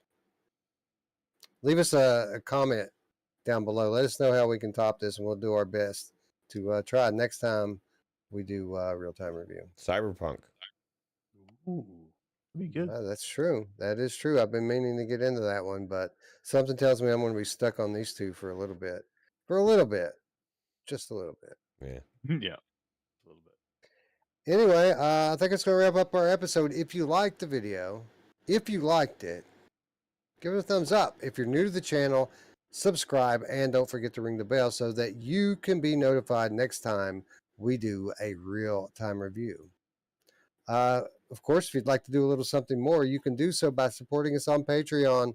$3 per month is all you have to donate, and you get access to our weekly show notes, insider updates, and exclusive content, all for less than $1 per week. And that's pretty awesome. And then, of course, let's talk about it. How awesome was this game? Let's talk about it on our Discord. There's a link down below to the Virtual Strangers Discord, which is pretty much active at all times in my phone, 24/7. And that's where we hang out. That's where we talk games. It's where we talk life. It's where we meet up for multiplayer. And we invite you to come join us. Again, invitation in the description down below. Eric, what's going on QTC this week, brother?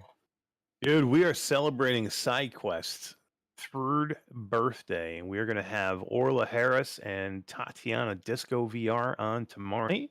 And we have a surprise to present them that is going to be amazing. I've seen the video. We put a lot of hard work into this, and these two guys below me were part of it. So if you want to blow me, brother. What are you talking about? It's 4 o'clock, man. I can say blow me. But yeah, it's cool. We're gonna give away a Quest 2 headset tomorrow night, live to anybody who entered the contest. We're gonna give some SideQuest swag away. We got some Q2C swag. It's gonna be a fun night, and yeah, it's gonna be lots of VR and lots of cool people, and an amazing little gift for SideQuest that was a lot of fun doing.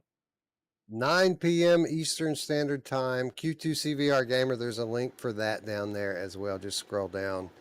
And, well, you might have to click something now. Did you notice they changed the format up on YouTube? It looks different now. It does. Yeah, they did it again. Yeah. You know, you can raid. Just leave well enough alone. You can raid people like in Twitch. Yeah, they have a new raid system. They don't call it raiding, but you can basically do the same thing. You can take your live stream and send it into another live stream to help them out. Maybe I should start watching those creator videos that they send me every week. Like, I don't think I've ever watched one of them. Yeah. Anyway, anyway, with that said, friends, we'd like to thank you all once again for watching. For my friends Eric and Ruuts here, I'm Wes. We will see you very, very soon. Thanks again, and good night. Take it easy. See you later.